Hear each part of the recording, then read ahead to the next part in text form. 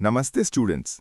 आज की इस क्लास में हम ADRE 2024 का ग्रेड 4 पेपर 2 के जनरल नॉलेज सेक्शन को सॉल्व करेंगे। एक एक प्रश्न को हम गहराई से समझेंगे ताकि उससे जुड़ा कोई भी दूसरा सवाल आए तो आप उसे आसानी से हल कर सकें। तो चलिए शुरू करते हैं। प्रश्न संख्या 1। निम्नलिखित में से कौन सा देश ब्राजील के साथ अपनी अंतर्राष्ट्रीय सीमा साझा नहीं करता है? विकल्प हैं ए चिली, बी अर्जेंटीना, सी पराग्वे, डी पेरू। इसका सही जवाब है ए चिली। अब चलिए इसके बारे में विस्तार से जानते हैं। दोस्तों, जब हम दक्षिण अमेरिका यानी साउथ अमेरिका महाद्वीप का नक्शा देखते हैं तो ब्राजील वहां का सबसे विशाल देश नजर आता है। इसकी विशालता का अंदाजा आप इस बात से लगा सकते हैं कि ये पूरे महाद्वीप के लगभग 47% हिस्से को कवर करता है। दक्षिण अमेरिका में कुल 12 स्वतंत्र देश हैं। ब्राजील इतना बड़ा है कि ये इनमें से 10 देशों के साथ अपनी बॉर्डर शेयर करता है। पूरे महाद्वीप में केवल 2 ही ऐसे देश हैं जिनकी सीमा ब्राजील से नहीं लगती। पहला है चिली और दूसरा है इक्वेडोर। एग्जाम की दृष्टि से ये बहुत महत्वपूर्ण है। अगर आप मैप देखेंगे तो चिली महाद्वीप के पश्चिमी किनारे पर प्रशांत महासागर के साथ एक लंबी और पतली पट्टी की तरह स्थित है। चिली और ब्राजील के बीच में अर्जेंटीना और बोलीविया जैसे देश एक दीवार की तरह खड़े हैं, जिसकी वजह से चिली की सीमा कभी ब्राजील तक पहुंच ही नहीं पाती। याद रखने का आसान तरीका ये है कि दक्षिण अमेरिका के नक्शे में मिर्च जैसा दिखने वाला देश चिली और इक्वेडोर ही ब्राजील के टच में नहीं है। चलिए स्टूडेंट्स, अब बढ़ते हैं हमारे अगले प्रश्न की ओर। प्रश्न संख्या 2। किसे शून्य का जनक यानी फादर ऑफ जीरो माना जाता है? विकल्प हैं ए चित्रगुप्त, बी ब्रह्मदत्त, सी वराहमिहिर, डी आर्यभट्ट। इसका सही जवाब है डी आर्यभट्ट। अब चलिए इसके बारे में विस्तार से जानते हैं। दोस्तों, शून्य का आविष्कार मानव इतिहास की सबसे बड़ी खोजों में से एक माना जाता है। अगर शून्य न होता तो आज की आधुनिक गणित और कंप्यूटर साइंस, जो 0 और 1 पर आधारित है, वो संभव ही नहीं होती। कौन थे आर्यभट्ट? आर्यभट्ट प्राचीन भारत के एक महान गणितज्ञ और खगोलशास्त्री थे। उनका जन्म गुप्त काल के दौरान हुआ था, जिसे भारत का स्वर्ण युग कहा जाता है। उन्होंने मात्र 23 साल की उम्र में अपना प्रसिद्ध ग्रंथ आर्यभट्टीय लिखा था। हालांकि शून्य का उपयोग भारत में बहुत प्राचीन समय से प्रतीकों के रूप में हो रहा था, लेकिन आर्यभट्ट ने पहली बार शून्य को गणितीय आधार दिया। उन्होंने स्थानमान प्रणाली यानी प्लेस वैल्यू सिस्टम में शून्य का उपयोग एक प्लेस होल्डर के रूप में किया। यानी उन्होंने बताया कि शून्य किसी अंक के पीछे लगकर उसकी वैल्यू को 10 गुना बढ़ा देता है। इसी के बाद दशमलव प्रणाली का विकास हुआ। आर्यभट्ट सिर्फ शून्य तक ही सीमित नहीं थे, उन्होंने दुनिया को और भी बहुत कुछ दिया। उन्होंने बताया कि पृथ्वी गोल है और वो अपनी ही धुरी पर घूमती है। उन्होंने सूर्य ग्रहण और चंद्र ग्रहण के पीछे के वैज्ञानिक कारणों को समझाया। उन्होंने पाई का मान बहुत सटीक तरीके से निकाला था। आर्यभट्ट के इसी महान योगदान के कारण भारत ने 1975 में जब अपना पहला उपग्रह यानी सैटेलाइट अंतरिक्ष में भेजा तो उसका नाम उन्हीं के सम्मान में आर्यभट्ट रखा गया। अक्सर छात्र वराहमिहिर और आर्यभट्ट में कंफ्यूज हो जाते हैं। याद रखिएगा, वराहमिहिर भी महान वैज्ञानिक थे, लेकिन शून्य और दशमलव प्रणाली का मुख्य श्रेय आर्यभट्ट को ही जाता है। स्वागत है साथियों, चलिए हमारी इस ज्ञानवर्धक क्लास को आगे बढ़ाते हैं। प्रश्न संख्या 3। स्वेज नहर किन 2 प्रमुख जल निकायों या वाटर बॉडीज के बीच स्थित है? विकल्प हैं ए भूमध्य सागर और अटलांटिक महासागर, बी अटलांटिक महासागर और प्रशांत महासागर, सी भूमध्य सागर और लाल सागर, डी अरब सागर और बंगाल की खाड़ी। इसका सही जवाब है सी भूमध्य सागर और लाल सागर। अब चलिए इसके बारे में विस्तार से जानते हैं। दोस्तों, स्वेज नहर सिर्फ एक नहर नहीं है, बल्कि ये दुनिया की लाइफलाइन कही जाने वाली सबसे महत्वपूर्ण जल मार्गों में से एक है। इसकी भौगोलिक स्थिति। स्वेज नहर मिस्र के इस्थमस ऑफ स्वेज को काटकर बनाई गई है। ये उत्तर में भूमध्य सागर को दक्षिण में स्थित लाल सागर से जोड़ती है। इसके माध्यम से जहाज सीधे यूरोप से एशिया पहुंच सकते हैं। इस नहर का निर्माण एक फ्रांसीसी इंजीनियर फर्डिनेंड डी लेसेप्स की देखरेख में हुआ था। ये 1869 में आधिकारिक तौर पर यातायात के लिए खोली गई थी। इसे बनाने में लगभग 10 साल का समय लगा था। ये इतनी महत्वपूर्ण क्यों है? स्वेज नहर के बनने से पहले अगर किसी जहाज को यूरोप से भारत आना होता था तो उसे पूरे अफ्रीका महाद्वीप का चक्कर लगाकर केप ऑफ गुड होप से होकर आना पड़ता था। इस नहर के बनने से ये दूरी लगभग 7,000 किलोमीटर कम हो गई। इससे समय और ईंधन की भारी बचत होती है। आज दुनिया का लगभग 12% अंतर्राष्ट्रीय व्यापार इसी नहर के रास्ते होता है। आपको याद होगा, साल 2021 में एवर गिवन नाम का एक विशाल मालवाहक जहाज इस नहर में तिरछा होकर फंस गया था, जिससे कई दिनों तक वैश्विक व्यापार रुक गया था। इससे पता चलता है कि ये नहर पूरी दुनिया के लिए कितनी जरूरी है। याद रखने का सरल तरीका, नक्शे में ऊपर या उत्तर की तरफ भूमध्य सागर है और नीचे यानी दक्षिण की तरफ लाल सागर है। इन दोनों को जोड़ने वाली पाइपलाइन या नहर ही स्वेज नहर है। अब चलते हैं अपने अगले प्रश्न की ओर। प्रश्न संख्या 4। आजान पीर दरगाह असम के किस जिले में स्थित है? विकल्प हैं ए. धेमाजी, बी. शिवसागर, सी. जोरहाट, डी. डिब्रूगढ़। इसका सही जवाब है बी. शिवसागर। अब चलिए इसके बारे में विस्तार से जानते हैं। दोस्तों, आजान पीर दरगाह केवल एक धार्मिक स्थल नहीं है, बल्कि ये असमिया संस्कृति और सूफी परंपरा के मिलन का एक अद्भुत प्रतीक है। नंबर 1। कौन थे आजान पीर? आजान पीर का असली नाम हजरत शाह मीरान था। वे 17वीं शताब्दी में बगदाद से असम आए थे। उन्हें आजान पीर इसलिए कहा जाता है क्योंकि उन्होंने ही सबसे पहले असम के इस क्षेत्र में लोगों को अजान देना सिखाया था। ये दरगाह शिवसागर जिले में दिखाऊ मुख नामक स्थान पर स्थित है, जहां सरगुरी चापुरी हैं। शिवसागर जिला अपनी ऐतिहासिक अहोम स्मारकों जैसे रंगघर, तलातल घर के लिए प्रसिद्ध हैं। लेकिन आजान पीर दरगाह वहां की आध्यात्मिक और सांस्कृतिक एकता का सबसे बड़ा केंद्र है। अब चलते हैं अपने अगले प्रश्न की ओर। प्रश्न संख्या 5। पेनिसिलिन की खोज किसने की थी? विकल्प हैं A. Edward Jenner, B. Alexander Fleming, C. Louis Pasteur, D. Isaac Newton. इसका सही जवाब है बी. Alexander Fleming. अब चलिए इसके बारे में विस्तार से जानते हैं। दोस्तों, पेनिसिलिन को विज्ञान की दुनिया में चमत्कारी दवा कहा जाता है, क्योंकि ये दुनिया की पहली एंटीबायोटिक थी। पेनिसिलिन की खोज साल 1928 में हुई थी और ये पूरी तरह से अचानक हुई थी। अलेक्जेंडर फ्लेमिंग अपनी प्रयोगशाला में स्टेफिलोकोकस नामक बैक्टीरिया पर रिसर्च कर रहे थे। छुट्टियों से लौटने के बाद उन्होंने देखा कि एक पेट्री डिश पर कुछ मोल्ड उगाए थे और उस फफूंद के आसपास के सारे बैक्टीरिया मर चुके थे। फ्लेमिंग ने पाया कि वो फफूंद एक खास तरह का रसायन छोड़ रही थी जिसने बैक्टीरिया को खत्म कर दिया। उसी फफूंद के नाम पर इस दवा का नाम पेनिसिलिन पड़ा।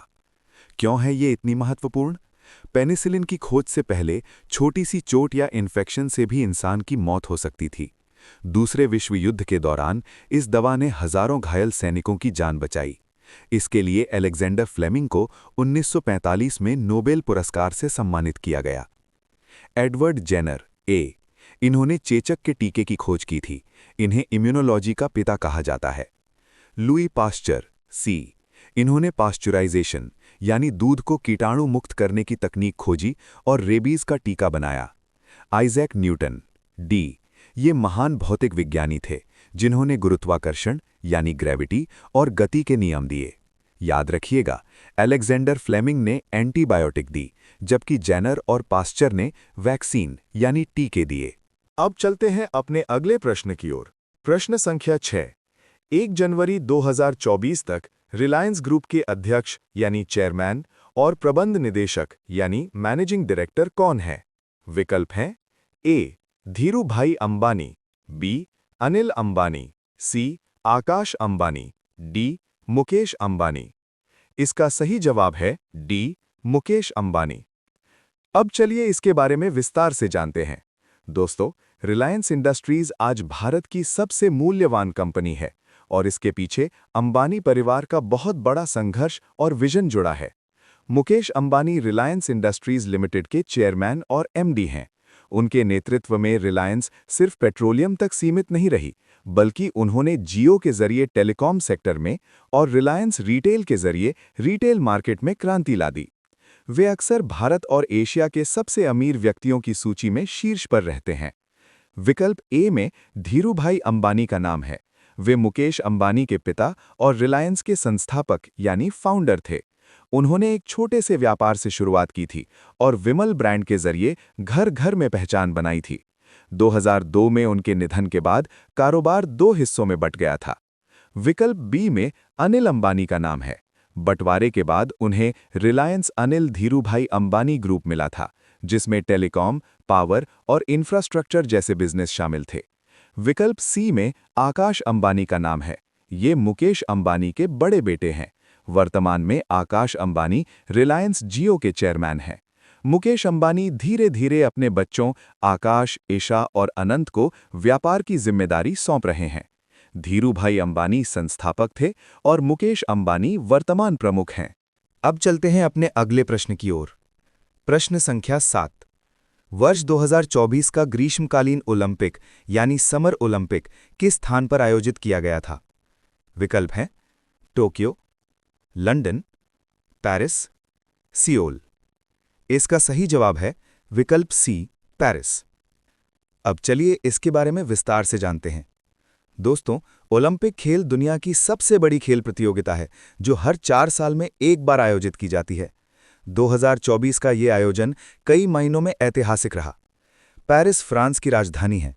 2024 के इन खेलों के साथ पेरिस दुनिया का दूसरा ऐसा शहर बन गया है जिसने 3 बार यानी 1900, 1924 और 2024 में ओलंपिक की मेज़बानी की है। लंदन पहला ऐसा शहर था। खास बात यह है कि पेरिस ने ठीक 100 साल पहले यानी 1924 में भी ओलंपिक की मेज़बानी की थी। 2024 का ओलंपिक पेरिस के लिए एक शानदार शताब्दी उत्सव यानी सेंटेनरी सेलिब्रेशन जैसा था। पहली बार ओलंपिक का उद्घाटन किसी स्टेडियम के अंदर नहीं बल्कि सीन नदी पर जहाज़ों की परेड के साथ हुआ। 2024 ओलंपिक का शुभंकर यानी मैस्कॉट ओलंपिक फ्रिज था, जो एक पारंपरिक फ्रांसीसी टोपी के आकार का था। ये स्वतंत्रता का प्रतीक माना जाता है। इन खेलों में पहली बार महिला और पुरुष एथलीटों की संख्या बिल्कुल बराबर यानी 50-50% रखी गई थी। याद रखिएगा, अगला ओलंपिक यानी 2028 अमेरिका के लॉस एंजलिस शहर में आयोजित किया जाएगा। अब चलते हैं अपने अगले प्रश्न की ओर। प्रश्न संख्या 8। टूसू पूजा असम के किस समुदाय द्वारा मनाई जाती है? विकल्प हैं ताई अहोम, सोनोवाल कछारी, चाय बागान समुदाय या कार्बी। इसका सही जवाब है सी, चाय बागान समुदाय अर्थात टी गार्डन कम्युनिटी। अब चलिए इसके बारे में विस्तार से जानते हैं। असम अपनी चाय के लिए पूरी दुनिया में मशहूर है, लेकिन इस चाय को उगाने वाले चाय बागान समुदाय, जिन्हें अक्सर चाय जनजाति या टी ट्राइब्स भी कहा जाता है, उनकी अपनी एक बहुत समृद्ध और रंगीन संस्कृति है। ये मुख्य रूप से एक फसल उत्सव है। ये त्योहार सर्दियों में फसल कटने की खुशी में मनाया जाता है। ये त्योहार टूसू नामक एक लोक देवी को समर्पित है। टूसू पूजा पौष संक्रांति के दिन मनाई जाती है, जो आमतौर पर मध्य जनवरी अर्थात 13-14 जनवरी में आती है। इसी समय असम में माघ बिहू भी मनाया जाता है। इस समुदाय का प्रसिद्ध झूमर नृत्य भी इस दौरान देखने को मिलता है। असम का चाय बागान समुदाय मूल रूप से झारखंड, उड़ीसा, छत्तीसगढ़ और पश्चिम बंगाल जैसे राज्यों से अंग्रेजों के समय में असम लाया गया था। वे अपने साथ अपनी परंपराएं भी लाए, जिनमें से टूसू पूजा और करम पूजा प्रमुख हैं। विकल्प ए, ताई अहोम। इनका प्रमुख त्योहार मे डैम मे फी है। विकल्प डी, कार्बी। कार्बी समुदाय का प्रमुख उत्सव कार्बी डेखा और करम पूजा अलग प्रकार की है। अब चलते हैं अपने अगले प्रश्न की ओर। प्रश्न संख्या 9। अर्जुन पुरस्कार किस क्षेत्र में उत्कृष्टता के लिए दिया जाता है? विकल्प हैं ए, खेल, बी, सिनेमा, सी, साहित्य, डी, जनजातीय कला। इसका सही जवाब है ए, खेल। अब चलिए इसके बारे में विस्तार से जानते हैं। अर्जुन पुरस्कार भारत का दूसरा सबसे बड़ा खेल सम्मान है, जबकि मेजर ध्यानचंद पुरस्कार, जिसे पहले राजीव गांधी पुरस्कार के नाम से जाना जाता था, वो भारत का सर्वोच्च खेल पुरस्कार है, जो खिलाड़ियों को उनके शानदार और उत्कृष्ट प्रदर्शन के लिए दिया जाता है। अर्जुन पुरस्कार उन खिलाड़ियों को दिया जाता है जिन्होंने अंतर्राष्ट्रीय स्तर पर देश का नाम रोशन किया हो। इस पुरस्कार की शुरुआत साल 1961 में हुई थी। तब से हर साल भारत सरकार उन एथलीटों को ये पुरस्कार देती है जिन्होंने पिछले 4 वर्षों में शानदार प्रदर्शन किया हो। इस पुरस्कार का नाम प्राचीन भारतीय महाकाव्य महाभारत के महान धनुर्धर अर्जुन के नाम पर रखा गया है। जैसे अर्जुन अपने लक्ष्य पर सटीक निशाना साधने और कड़ी मेहनत के लिए जाने जाते थे, वैसे ही ये पुरस्कार खिलाड़ी के अनुशासन और समर्पण का प्रतीक है। पुरस्कार में क्या मिलता है? 1. अर्जुन की एक ब्रॉन्ज स्टैच्यू। 2. एक सर्टिफिकेट। 3. 15 लाख रुपए की नकद राशि दी जाती है। ये पुरस्कार भारत सरकार के युवा मामले और खेल मंत्रालय यानी ministry of youth affairs and sports द्वारा दिया जाता है। हर साल 29 अगस्त राष्ट्रीय खेल दिवस को राष्ट्रपति भवन में भारत के राष्ट्रपति ये सम्मान प्रदान करते हैं। विकल्प सिनेमा। सिनेमा के क्षेत्र में भारत का सबसे बड़ा पुरस्कार दादा साहेब फाल्के पुरस्कार है। विकल्प साहित्य। साहित्य के क्षेत्र में ज्ञानपीठ पुरस्कार और साहित्य अकादमी पुरस्कार प्रमुख हैं। याद रखिएगा, भारत का सबसे बड़ा खेल पुरस्कार मेजर ध्यानचंद खेल रत्न पुरस्कार है। उसके बाद अर्जुन पुरस्कार का स्थान आता है। अगर आपसे पूछा जाए कि कोचेस को कौन सा पुरस्कार मिलता है, तो उसका जवाब द्रोणाचार्य पुरस्कार होगा। अब चलते हैं अपने अगले प्रश्न की ओर। प्रश्न संख्या 10। लियोनार्डो दा विंची किस देश के थे? विकल्प हैं A. France, B. Germany, C. England या डी. इटली। इसका सही जवाब है डी. इटली। अब चलिए इसके बारे में विस्तार से जानते हैं। लियोनार्डो दा विंची को इतिहास का सबसे महान पॉलीमैथ माना जाता है। पॉलीमैथ उस व्यक्ति को कहते हैं जिसे बहुत सारे अलग-अलग विषयों का गहरा ज्ञान हो। उनका जन्म 15 अप्रैल 1552 को इटली के फ्लोरेंस क्षेत्र के विंची नामक गांव में हुआ था। उनके नाम द विंची का अर्थ ही है विंची शहर का। वे पुनर्जागरण काल के सबसे प्रमुख स्तंभ थे। उन्होंने दुनिया की सबसे प्रसिद्ध पेंटिंग मोनालिसा और द लास्ट सपर बनाई। लियोनार्डो सिर्फ पेंटर नहीं थे, उन्होंने अपने समय से बहुत आगे की सोच रखी थी। उनके रेखाचित्रों यानी स्केचेस में हेलीकॉप्टर, पैराशूट और टैंक जैसी मशीनों के डिज़ाइन मिलते हैं, जो उनके मरने के सैकड़ों साल बाद हकीकत बने। उन्होंने मानव शरीर का बहुत गहराई से अध्ययन किया था और वे पहले व्यक्ति थे जिन्होंने माँ के गर्भ में बच्चे का सटीक चित्र बनाया था। लियोनार्डो दा विंची अपनी नोटबुक में मिरर राइटिंग का इस्तेमाल करते थे, यानी वे दाएं से बाएं लिखते थे, जिसे केवल शीशे में देखकर ही सही से पढ़ा जा सकता था। इटली को कला और संस्कृति का केंद्र बनाने में उनका बहुत बड़ा योगदान है। हालांकि उन्होंने अपने जीवन के अंतिम वर्ष फ्रांस में बिताए थे, लेकिन उनकी पहचान हमेशा एक इतालवी विद्वान के रूप में ही रहती है। अब चलते हैं अपने अगले प्रश्न की ओर। प्रश्न संख्या 11। निम्नलिखित में से कौन सा असम का एक पहाड़ी जिला यानी हिल डिस्ट्रिक्ट है? विकल्प हैं ए. कछार, बी. दीमा हसाओ, सी. करीमगंज, डी. गोलाघाट। सही जवाब है बी. दीमा हसाओ। अब चलिए इसके बारे में विस्तार से जानते हैं। असम को भौगोलिक रूप से 3 मुख्य हिस्सों में बांटा जा सकता है: ब्रह्मपुत्र घाटी, बराक घाटी और पहाड़ी क्षेत्र। दीमा हसाओ जिला असम के प्रमुख पहाड़ी क्षेत्रों में से एक है। इसे पहले उत्तर कछार हिल्स के नाम से जाना जाता था। इस जिले का मुख्यालय हाफलॉन्ग है, जिसे असम का स्विट्जरलैंड या असम का एकमात्र हिल स्टेशन कहा जाता है। यह अपनी प्राकृतिक सुंदरता, पहाड़ों और जातिंगा जैसी रहस्यमयी जगहों के लिए प्रसिद्ध है, जहां पक्षियों के आत्मघाती व्यवहार की घटनाएं सुनी जाती हैं। असम में मुख्य रूप से 2 स्वायत्त पहाड़ी जिले रहे हैं: दीमा हसाओ और कार्बी आंगलोंग, जिसे अब प्रशासनिक रूप से पूर्वी कार्बी आंगलोंग और पश्चिम कार्बी आंगलोंग में विभाजित कर दिया गया है। कछार ए और करीमगंज सी ये दोनों जिले असम की बराक घाटी में स्थित हैं। ये मुख्य रूप से मैदानी इलाका है। गोलाघाट डी ये ऊपरी असम का हिस्सा है और ब्रह्मपुत्र घाटी के अंतर्गत आता है। ये जिला काजीरंगा नेशनल पार्क और चाय के बागानों के लिए जाना जाता है। दीमा हसाओ और कार्बी आंगलोंग जिलों को भारतीय संविधान की 6ठी अनुसूची के तहत विशेष सुरक्षा प्राप्त है। याद रखिएगा, अगर आपसे असम के हिल स्टेशन के बारे में पूछा जाए तो उसका उत्तर हमेशा हाफलॉन्ग होगा, जो इसी दीमा हसाओ जिले में है। अब चलते हैं अपने अगले प्रश्न की ओर। प्रश्न संख्या 12। किसे भारत के लौह पुरुष यानी आयरन मैन ऑफ इंडिया के रूप में जाना जाता है? विकल्प हैं ए महात्मा गांधी, बी सरदार वल्लभ भाई पटेल, सी ईश्वर चंद्र विद्यासागर, डी राधा गोविंद बरुआ।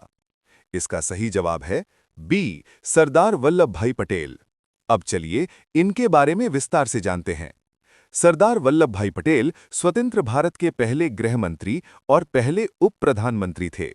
उन्हें लौह पुरुष क्यों कहा जाता है, इसके पीछे बहुत ठोस कारण हैं। जब 1947 में भारत आजाद हुआ, तब देश 562 से ज्यादा छोटी बड़ी रियासतों में बटा हुआ था। सरदार पटेल ने अपनी सूझबूझ, दृढ़ इच्छा शक्ति से इन सभी रियासतों को मिलाकर एक अखंड भारत का निर्माण किया। इसीलिए उन्हें भारत का लौह पुरुष यानी आयरन मैन ऑफ इंडिया कहा जाता है। उन्हें सरदार की उपाधि 1928 की बारदोली सत्याग्रह की सफलता के बाद वहां की महिलाओं ने दी थी। उन्होंने किसानों के हक के लिए अंग्रेजी हुकूमत के खिलाफ डटकर लड़ाई लड़ी थी। गुजरात के नर्मदा जिले में सरदार पटेल की 182 मीटर ऊंची प्रतिमा बनाई गई है, जो दुनिया की सबसे ऊंची मूर्ति है। ये प्रतिमा उनके द्वारा देश को एकता के सूत्र में पिरोने के कार्य को समर्पित है। हर साल उनके जन्मदिन यानी 31 अक्टूबर को पूरे भारत में राष्ट्रीय एकता दिवस के रूप में मनाया जाता है। विकल्प सी ईश्वर चंद्र विद्यासागर। ये बंगाल के महान समाज सुधारक थे, जिन्होंने विधवा पुनर्विवाह के लिए बड़ा संघर्ष किया। विकल्प डी राधा गोविंद बरुआ। इन्हें असम का सिंह पुरुष कहा जाता है। इन्होंने द असम ट्रिब्यून अखबार की स्थापना की और असम के खेल व संस्कृति में बड़ा योगदान दिया। याद रखिएगा, सरदार पटेल का सबसे बड़ा योगदान अखिल भारतीय सेवाओं यानी IAS, IPS की नींव रखना भी था। अब चलते हैं अपने अगले प्रश्न की ओर। प्रश्न संख्या 13। हमारे राष्ट्रीय ध्वज के चक्र में कितनी तीलियां यानी स्पोक्स हैं? विकल्प हैं ए 24, बी 36, सी 18, डी 32। इसका सही जवाब है ए 24। अब चलिए इसके बारे में विस्तार से जानते हैं। तिरंगे के बीच में स्थित ये चक्र भारत की निरंतर प्रगति और धर्म का प्रतीक है। इस चक्र को अशोक चक्र कहा जाता है। ये सारनाथ यानी वाराणसी में स्थित सम्राट अशोक के सिंह स्तंभ यानी लायन कैपिटल से लिया गया है। इसे धर्म चक्र भी कहा जाता है। राष्ट्रीय ध्वज की सफेद पट्टी के बीचों बीच स्थित ये चक्र गहरे नीले रंग यानी नेवी ब्लू रंग का होता है। इसमें 24 तीलियां समान दूरी पर बनी होती हैं। इन 24 तीलियों के कई अर्थ बताए गए हैं, जैसे समय का चक्र। ये दिन के 24 घंटों का प्रतिनिधित्व करती हैं, जो हमें संदेश देती हैं कि राष्ट्र को हमेशा समय के साथ गतिशील और प्रगतिशील रहना चाहिए। मानवीय गुण। बौद्ध धर्म और अशोक के सिद्धांतों के अनुसार ये 24 तीलियां मनुष्य के 24 गुणों जैसे प्रेम, धैर्य, शांति, साहस आदि को दर्शाती हैं। भारतीय संविधान सभा ने 22 जुलाई 1947 को वर्तमान तिरंगे को राष्ट्रीय ध्वज के रूप में अपनाया था। इससे पहले झंडे के बीच में गांधी जी का चरखा हुआ करता था, जिसे बाद में अशोक चक्र से बदल दिया गया। एक और जरूरी जानकारी जो अक्सर एग्जाम में पूछी जाती है, भारतीय झंडे की लंबाई और चौड़ाई का अनुपात हमेशा 3:2 होता है। याद रखिएगा, अशोक चक्र का नीला रंग हमें ये सिखाती है कि रुकना मृत्यु है और चलते रहना ही जीवन है। अब चलते हैं अपने अगले प्रश्न की ओर। प्रश्न संख्या 14। वर्तमान में भारत के सशस्त्र बलों यानी डिफेंस फोर्सेस का सर्वोच्च सेनापति सुप्रीम कमांडर कौन है? विकल्प हैं ए नरेंद्र मोदी, बी राजनाथ सिंह, सी द्रौपदी मुर्मू, डी अनिल चौहान। इसका सही जवाब है सी द्रौपदी मुर्मू। चलिए इसके बारे में विस्तार से जानते हैं। अक्सर लोग सोचते हैं कि रक्षा मंत्री या प्रधानमंत्री सेना के प्रमुख होते हैं, लेकिन संवैधानिक रूप से ऐसा नहीं है। भारतीय संविधान के अनुच्छेद 53(2) यानी आर्टिकल 53(2) के तहत भारत का राष्ट्रपति देश के सशस्त्र बलों यानी थल सेना, नौसेना और वायुसेना का सर्वोच्च सेनापति होता है। श्रीमती द्रौपदी मुर्मू भारत की वर्तमान और 15वीं राष्ट्रपति हैं, इसलिए वे ही हमारी सर्वोच्च सेनापति हैं। वे तीनों सेनाओं के प्रमुखों की नियुक्ति करती हैं और युद्ध या शांति की घोषणा उन्हीं के नाम पर की जाती है। वास्तविक कार्यकारी शक्ति यानी एग्जीक्यूटिव पावर प्रधानमंत्री और उनके मंत्रिमंडल के पास होती है। रक्षा से जुड़े बड़े फैसले प्रधानमंत्री की नेतृत्व वाली सुरक्षा संबंधी कैबिनेट समिति लेती है। अब विकल्पों के बारे में जानते हैं। राजनाथ सिंह बी, ये भारत के रक्षा मंत्री यानी डिफेंस मिनिस्टर हैं।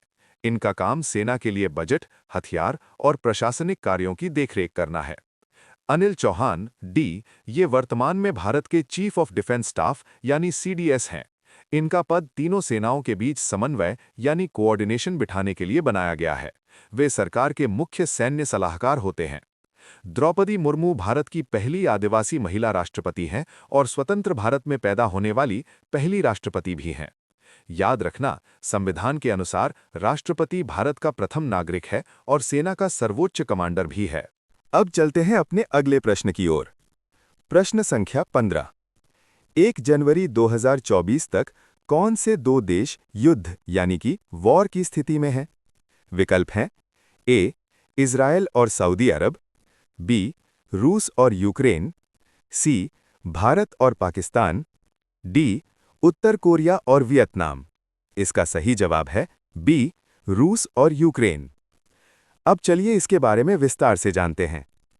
ये युद्ध आधुनिक समय के सबसे बड़े और लंबे समय तक चलने वाले अंतर्राष्ट्रीय संघर्षों में से एक बन गया है। रूस और यूक्रेन के बीच ये भीषण युद्ध 24 फरवरी 2022 को शुरू हुआ था, जब रूस ने यूक्रेन पर आक्रमण कर दिया था। इसके पीछे मुख्य कारण यूक्रेन का नाटो संगठन में शामिल होने की इच्छा और रूस की सुरक्षा संबंधी चिंताएं बताई जाती हैं। जनवरी 2024 तक ये युद्ध जारी है। यूक्रेन के कई हिस्से जैसे डोनबास और क्रीमिया इस संघर्ष का मुख्य केंद्र बने हुए हैं। इस युद्ध ने पूरी दुनिया की अर्थव्यवस्था, खासकर तेल और अनाज की कीमतों को बहुत प्रभावित किया है। अन्य विकल्पों के बारे में जानकारी। इज़राइल यानी कि ए, युद्ध में तो है, लेकिन वो युद्ध हमास यानी कि गाज़ा पट्टी के साथ है, ना कि सऊदी अरब के साथ। वास्तव में पिछले कुछ वर्षों में इज़राइल और सऊदी अरब के संबंधों में सुधार देखा गया था। भारत और पाकिस्तान यानी कि सी, इन दोनों देशों के बीच तनाव हमेशा रहता है, लेकिन 1 जनवरी 2024 तक इनके बीच कोई पूर्ण युद्ध यानी कि फुल स्केल वॉर नहीं चल रहा था। उत्तर कोरिया और वियतनाम यानी कि डी, वियतनाम वर्तमान में एक शांत देश है और उत्तर कोरिया का तनाव मुख्य रूप से दक्षिण कोरिया और अमेरिका के साथ रहता है। करंट अफेयर्स के लिए हमेशा याद रखें कि रूस, यूक्रेन और इज़राइल हमास ये दो मुख्य संघर्ष हैं जो 2023 और 2024 की खबरों में सबसे ज्यादा रहे हैं। अब चलते हैं अपने अगले प्रश्न की ओर। प्रश्न संख्या 16। निम्नलिखित में से किस देश की मुद्रा नगुल ट्रम है? विकल्प हैं ए, म्यांमार, बी, इंडोनेशिया, सी, भूटान, डी, वियतनाम। इसका सही जवाब है सी, भूटान। अब चलिए इसके बारे में विस्तार से जानते हैं। भूटान हमारा एक बहुत ही करीबी और शांतिप्रिय पड़ोसी देश है। भूटानी नगुल ट्रम की सबसे खास बात यह है कि इसकी वैल्यू हमेशा भारतीय रुपए के बराबर रखी जाती है, यानी 1 नगुल ट्रम बराबर 1 भारतीय रुपया। भूटान में भारतीय रुपया भी आसानी से स्वीकार किया जाता है। भूटान ने अपनी आधिकारिक मुद्रा नगुल ट्रम की शुरुआत साल 1974 में की थी। इससे पहले वहां भारतीय रुपया ही मुख्य रूप से इस्तेमाल होता था। अक्सर प्रतियोगी परीक्षाओं में पड़ोसी देशों की मुद्रा पूछी जाती है, तो अन्य विकल्पों के बारे में जानते हैं। म्यांमार ए, यहां की मुद्रा क्याट है। इंडोनेशिया बी, यहां की मुद्रा रुपया है, यह हमारे रुपए से मिलता जुलता नाम है। वियतनाम डी, यहां की मुद्रा डोंग है। भूटान दुनिया का एकमात्र ऐसा देश है जो अपनी प्रगति को जीडीपी से नहीं बल्कि ग्रॉस नेशनल हैप्पीनेस यानी खुशहाली से मापता है। अब चलते हैं अपने अगले प्रश्न की ओर। प्रश्न संख्या 17। लवलीना बोरगोहेन ने किस खेल में ओलंपिक पदक जीता? विकल्प हैं ए, कुश्ती, बी, जूडो, सी, ताइक्वांडो, डी, मुक्केबाजी। इसका सही जवाब है डी, मुक्केबाजी। अब चलिए लवलीना के बारे में विस्तार से जानते हैं। लवलीना बोरगोहेन असम की एक गौरवशाली एथलीट हैं। लवलीना ने टोक्यो 2020 ओलंपिक, जो 2021 में हुआ था, में मुक्केबाजी यानी बॉक्सिंग के वेल्टरवेट वर्ग में कांस्य पदक यानी ब्रॉन्ज मेडल जीता था। वे असम की पहली महिला एथलीट हैं और कुल मिलाकर दूसरी खिलाड़ी हैं जिन्होंने अंतर्राष्ट्रीय स्तर पर इतना बड़ा मुकाम हासिल किया और असम की पहली खिलाड़ी बनी जिन्होंने ओलंपिक पदक जीता। उनका जन्म असम के गोलाघाट जिले में हुआ था। दिलचस्प बात यह है कि उन्होंने अपने करियर की शुरुआत किक बॉक्सिंग से की थी, लेकिन बाद में वे मुक्केबाजी की ओर मुड़ गईं। उनकी उपलब्धियों के लिए भारत सरकार ने उन्हें अर्जुन पुरस्कार 2020 और भारत का सर्वोच्च खेल सम्मान मेजर ध्यानचंद खेल रत्न पुरस्कार 2021 प्रदान किया है। अन्य विकल्पों के बारे में जानते हैं। कुश्ती यानी रेसलिंग, भारत के लिए साक्षी मलिक और बजरंग पुनिया जैसे खिलाड़ियों ने ओलंपिक पदक जीते हैं। जूडो और ताइक्वांडो यानी सी, भारत ने अभी तक इन खेलों में ओलंपिक पदक नहीं जीता है। याद रखिएगा, लवलीना बोरगोहेन और मैरी कॉम, ये दोनों भारत की वे महान महिला मुक्केबाज हैं जिन्होंने ओलंपिक में देश के लिए पदक जीते हैं। लवलीना की कैटेगरी अक्सर एग्जाम्स में वेल्टरवेट या 69 केजी पूछी जाती है। अब चलते हैं अपने अगले प्रश्न की ओर। प्रश्न संख्या 18। कविता संग्रह सुगंधी पखिला किसके द्वारा लिखा गया था? विकल्प हैं ए. नवकांत बरुआ, बी. हिरेन भट्टाचार्य, सी. निर्मल प्रभा बोरदोलोई, डी. नलिनीधर भट्टाचार्य। इसका सही जवाब है बी. हिरेन भट्टाचार्य। अब चलिए इसके बारे में विस्तार से जानते हैं। हिरेन भट्टाचार्य असमिया साहित्य के सबसे लोकप्रिय और चहेते कवियों में से एक हैं। उन्हें लोग प्यार से हीरुदा कहते हैं। सुगंधी पखिला का अर्थ होता है सुगंधित तितली। ये उनका सबसे प्रसिद्ध कविता संग्रह है। इस किताब की लोकप्रियता इतनी ज्यादा थी कि हिरेन भट्टाचार्य को सुगंधी पखिला का कवि यानी हुगोंधी पखिलार कोबी के नाम से ही जाना जाने लगा। हीरुदा की कविताएं बहुत लंबी नहीं होती थीं। वे छोटी, सरल और लयबद्ध यानी म्यूजिकल कविताएं लिखते थे जो सीधे दिल को छू जाती थीं। उनकी कविताओं में असम की मिट्टी की खुशबू, प्रेम और आम आदमी के संघर्ष की झलक मिलती है। हिरेन भट्टाचार्य को 1992 में साहित्य अकादमी पुरस्कार मिला, उनके काव्य संग्रह साइचोर पथार मनुह के लिए। भारतीय भाषा परिषद पुरस्कार और असम उपत्यका साहित्य पुरस्कार से भी उन्हें नवाजा गया। अन्य विकल्पों के बारे में जानते हैं। नवकांत बरुआ, ये भी असमिया साहित्य के दिग्गज कवि और उपन्यासकार थे। उन्हें एक दंत के नाम से भी जाना जाता है। निर्मल प्रभा बोरदोलोई, ये एक प्रसिद्ध कवयित्री और गीतकार थीं, जिन्होंने कई सुंदर असमिया गीत लिखे हैं। अब चलते हैं अपने अगले प्रश्न की ओर। प्रश्न संख्या 19। रिंग शब्द किस खेल से संबंधित है?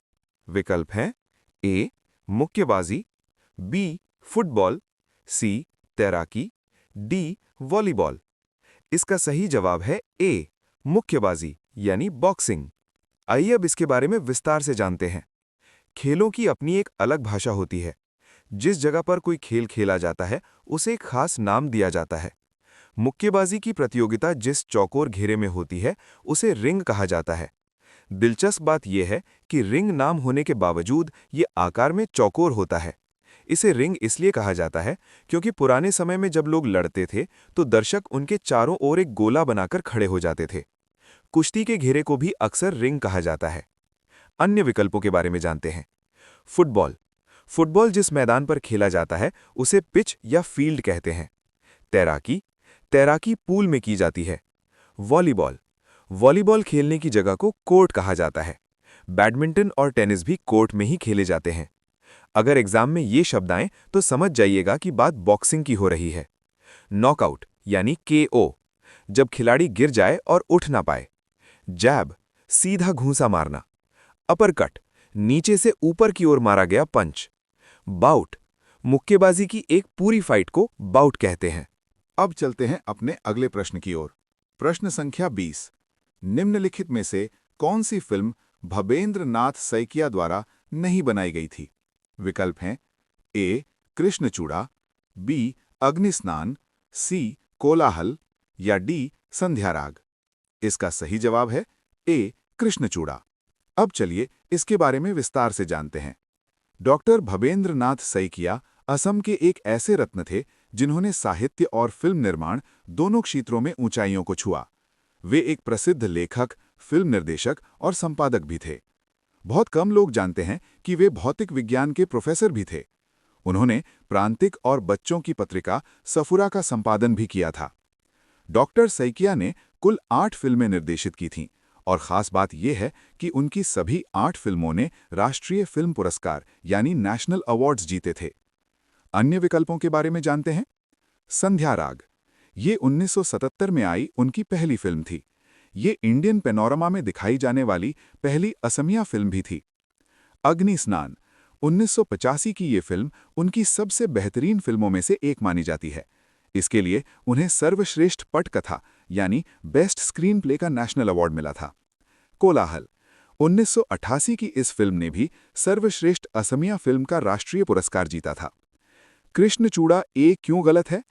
कृष्णचूड़ा डॉक्टर भबेंद्रनाथ सैकिया द्वारा लिखित एक बहुत ही प्रसिद्ध लघु कथा संग्रह है। हालांकि ये उनकी साहित्यिक कृति है, लेकिन उन्होंने इस नाम से कोई फिल्म निर्देशित नहीं की थी। इसलिए फिल्म के संदर्भ में ये विकल्प गलत है। उनकी अन्य मशहूर फिल्मों में अनिर्वाण, सारथी, आवर्तन और इतिहास शामिल हैं। डॉक्टर भबेंद्रनाथ सैकिया को असमिया सिनेमा का सत्यजीत रे भी कहा जा सकता है, क्योंकि उनकी फिल्मों में समाज की गहराई और मानवीय भावनाओं का बहुत ही सुंदर चित्रण मिलता है। एग्जाम में याद रखिएगा, कृष्णचूड़ा उनकी किताब है, फिल्म नहीं। अब चलते हैं अपने अगले प्रश्न की ओर। प्रश्न संख्या 21। 31 दिसंबर 2023 तक भारत में प्रचलित सबसे बड़ा मूल्य वर्ग यानी हाईएस्ट डिनोमिनेशन का मुद्रा नोट कौन सा था? विकल्प है ए 2000, बी 1000, सी 20,000, डी 5,000। इसका सही जवाब है ए 2000। अब चलिए इसके बारे में विस्तार से जानते हैं। भारतीय मुद्रा के इतिहास में साल 2023 एक महत्वपूर्ण साल रहा, खासकर 2000 रुपए के नोट को लेकर। 2000 रुपए के नोट का सफर। ये नोट 8 नवंबर 2016 को हुई विमुद्रीकरण यानी डीमोनेटाइजेशन के बाद बाजार में आया था। तब 500 रुपए और 1000 रुपए के पुराने नोट बंद किए गए थे। ये भारतीय रिजर्व बैंक द्वारा जारी अब तक का सबसे बड़ा नोट था। 19 मई 2023 को आरबीआई ने घोषणा की कि वो 2000 रुपए के नोटों को संचलन यानी सर्कुलेशन से वापस ले रहा है। इसे क्लीन नोट पॉलिसी के तहत किया गया। आरबीआई ने साफ कहा था कि ये नोट लीगल टेंडर बने रहेंगे, यानी इनका कानूनी मूल्य खत्म नहीं हुआ था, बस इन्हें बैंकों में जमा करने या बदलने के लिए कहा गया था।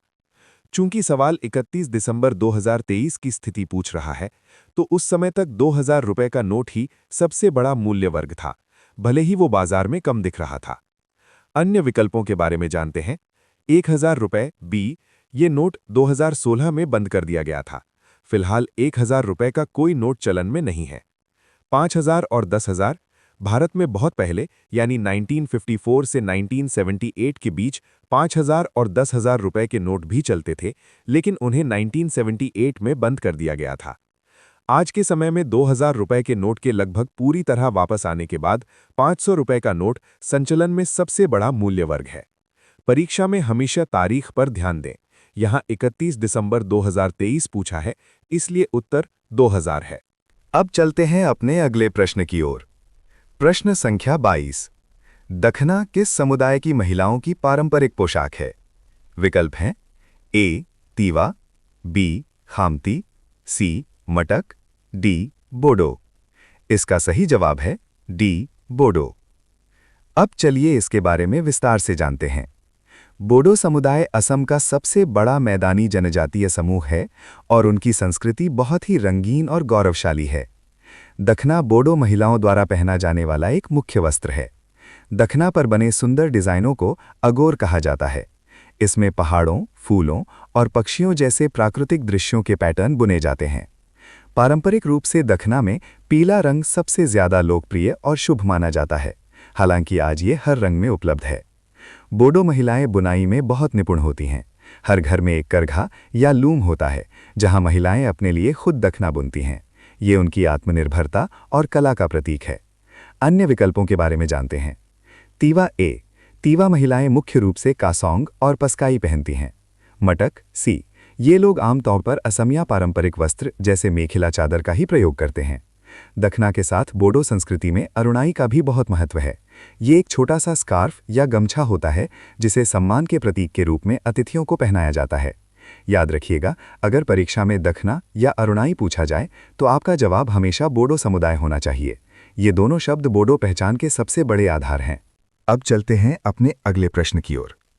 प्रश्न संख्या 23। मणिराम देवान निम्नलिखित में से किस में शामिल थे?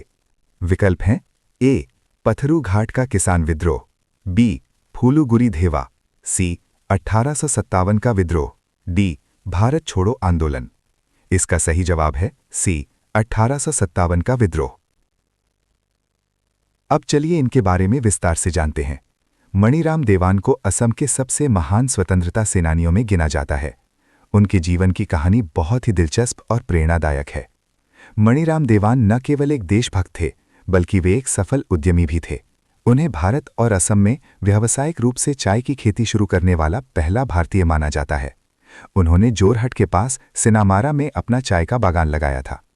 शुरुआत में मणिराम अंग्रेजों के वफादार थे और उन्होंने ब्रिटिश ईस्ट इंडिया कंपनी के लिए काम भी किया था।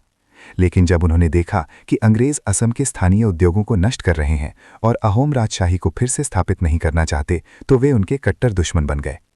जब 1857 में भारत के अन्य हिस्सों में विद्रोह भड़का, तो मणिराम देवान ने कलकत्ता में रहते हुए अहोम राजकुमार कंदर पेशवर सिन्हा के साथ मिलकर असम में अंग्रेजों को उखाड़ फेंकने की योजना बनाई। उनकी योजना के बारे में अंग्रेजों को पता चल गया, उन्हें कलकत्ता में गिरफ्तार कर लिया गया और जोरहट लाया गया। 26 फरवरी 1858 को उन्हें जोरहट जेल में सरेआम फांसी दे दी गई। उनके साथ उनके सहयोगी पीएली बरुआ को भी फांसी दी गई थी। पथरू घाट विद्रोह 1894, ये खेती पर टैक्स बढ़ाने के खिलाफ था। इसे असम का जलियांवाला बाग कहा जाता है। फूलुगुरी धेवा 1861, ये असम का पहला संगठित किसान विद्रोह था जो अफीम यानी पॉपी की खेती पर प्रतिबंध के खिलाफ नगांव जिले में हुआ था। भारत छोड़ो आंदोलन 1942, इसमें असम की कनकलता बरुआ और कुशल कोवर जैसे वीरों ने शहादत दी थी। याद रखिएगा, मणिराम देवान को कलिता राजा के नाम से भी जाना जाता था। वे असम के उन पहले नेताओं में से थे जिन्होंने ये समझ लिया था कि अंग्रेजों का शासन असम के आर्थिक और राजनीतिक हित में नहीं है। अब चलते हैं अपने अगले प्रश्न की ओर। प्रश्न संख्या 24। उस राज्य का नाम बताइए जिसमें थार मरुस्थल, थार डेजर्ट स्थित है। विकल्प हैं ए पंजाब, बी हरियाणा, सी राजस्थान, डी महाराष्ट्र। इसका सही जवाब है सी राजस्थान। अब चलिए इसके बारे में विस्तार से जानते हैं। थार मरुस्थल, जिसे महान भारतीय मरुस्थल ग्रेट इंडियन डेजर्ट के नाम से भी जाना जाता है, दक्षिण एशिया का एक विशाल और शुष्क क्षेत्र है। थार मरुस्थल का लगभग 85% हिस्सा भारत में है और बाकी 15% हिस्सा पाकिस्तान में है। भारत के भीतर इसका सबसे बड़ा हिस्सा लगभग 60% राजस्थान राज्य में पड़ता है। यही कारण है कि इसे मुख्य रूप से राजस्थान का मरुस्थल माना जाता है। हालांकि इसका कुछ हिस्सा गुजरात, पंजाब और हरियाणा के कुछ इलाकों तक भी फैला हुआ है। यहाँ वर्षा बहुत कम होती है। यहाँ दूर दूर तक रेत के टीले दिखाई देते हैं। गर्मी के दिनों में यहाँ का तापमान बहुत अधिक हो जाता है, जबकि सर्दियों में रातें बहुत ठंडी होती हैं। थार मरुस्थल के पूर्व में अरावली पर्वतमाला स्थित है। ये पर्वतमाला मानसून की हवाओं को रोक देती है, जिसकी वजह से मरुस्थलीय क्षेत्र में बारिश नहीं हो पाती और ये इलाका सूखा रह जाता है। लूनी नदी थार मरुस्थल की सबसे महत्वपूर्ण नदी है। यह एक अंतःस्थलीय नदी है जो समुद्र तक नहीं पहुंचती और कच्छ के रण में जाकर विलीन हो जाती है। मरुस्थल होने के बावजूद यहाँ जीवन की कमी नहीं है। यहाँ खेजड़ी का पेड़, राजस्थान का राज्य वृक्ष और चिंकारा जैसे जानवर पाए जाते हैं। जैसलमेर में स्थित डेजर्ट नेशनल पार्क इसके बेहतरीन उदाहरणों में से एक है। याद रखिएगा, थार रेगिस्तान दुनिया का 9वां सबसे बड़ा मरुभूमि है और सबसे बड़ा है सहारा मरुभूमि।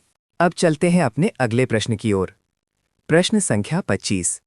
असम से देखने पर नई दिल्ली के सामान्य दिशा जनरल डायरेक्शन में स्थित है।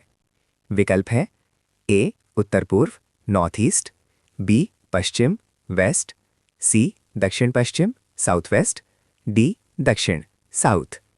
इसका सही जवाब है बी पश्चिम वेस्ट। अब चलिए इसके बारे में विस्तार से जानते हैं।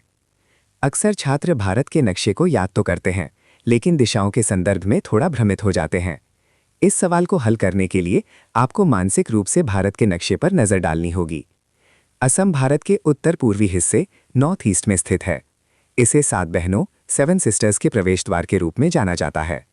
नई दिल्ली भारत के उत्तर मध्य नॉर्थ सेंट्रल भाग में स्थित है। हालांकि दिल्ली असम से थोड़ा उत्तर में भी है, लेकिन मुख्य रूप से ये पश्चिम दिशा में पड़ती है।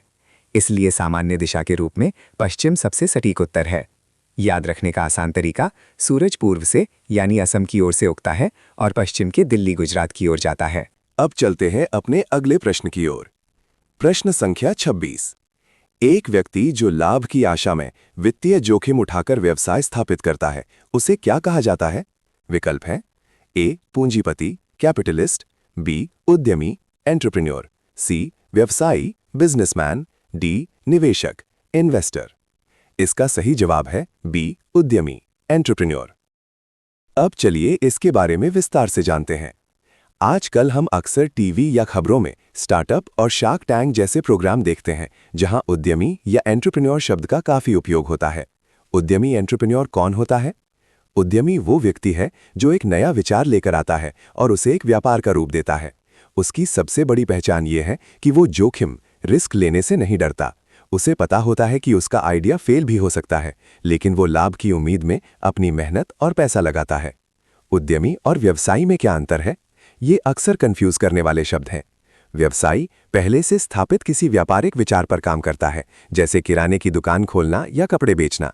इसमें जोखिम कम होता है क्योंकि रास्ता पहले से पता होता है।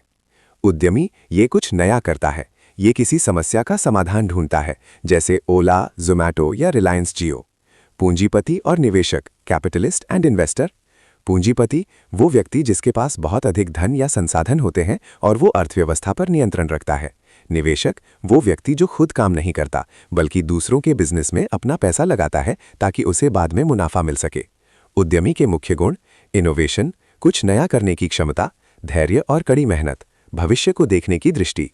याद रखने का सरल तरीका: जो रिस्क उठाए और न्यू आइडिया लाए, वही असली एंटरप्रेन्योर है।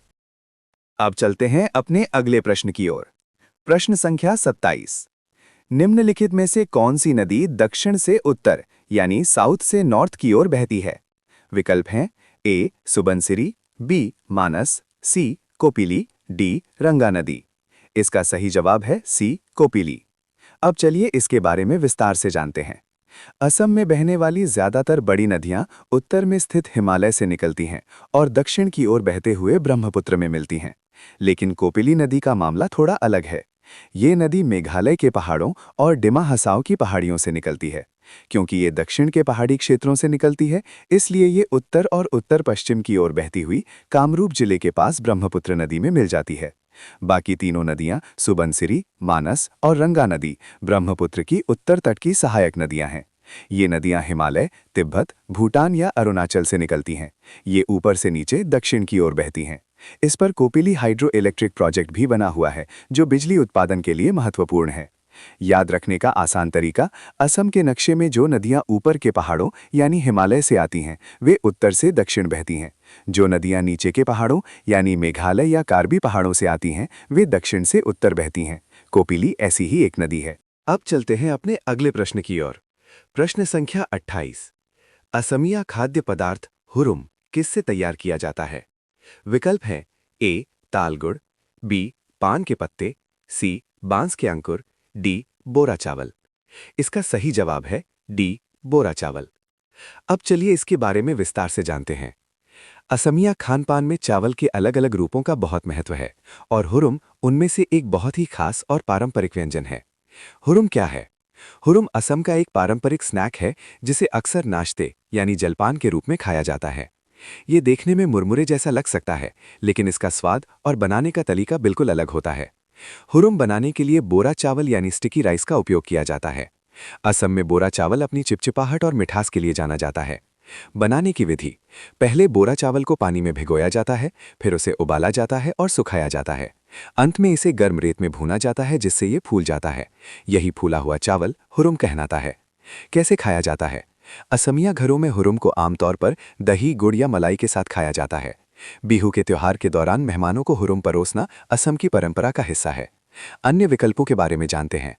ताल गुड़ का उपयोग हुरुम को मीठा करने के लिए किया जा सकता है, लेकिन हुरुम इससे बनता नहीं है। बांस के अंकुर का उपयोग खुरिसा बनाने के लिए किया जाता है, जो एक खट्टा व्यंजन है। याद रखिएगा, असम में चावल से कई चीजें बनती हैं, जैसे कोमल साउल, बिना पकाए खाने वाला चावल, चीरा यानी पोहा, पिठा और हुरुम, इन सब में बोरा चावल का बहुत बड़ा योगदान होता है। अब चलते हैं अपने अगले प्रश्न की ओर। प्रश्न संख्या 29।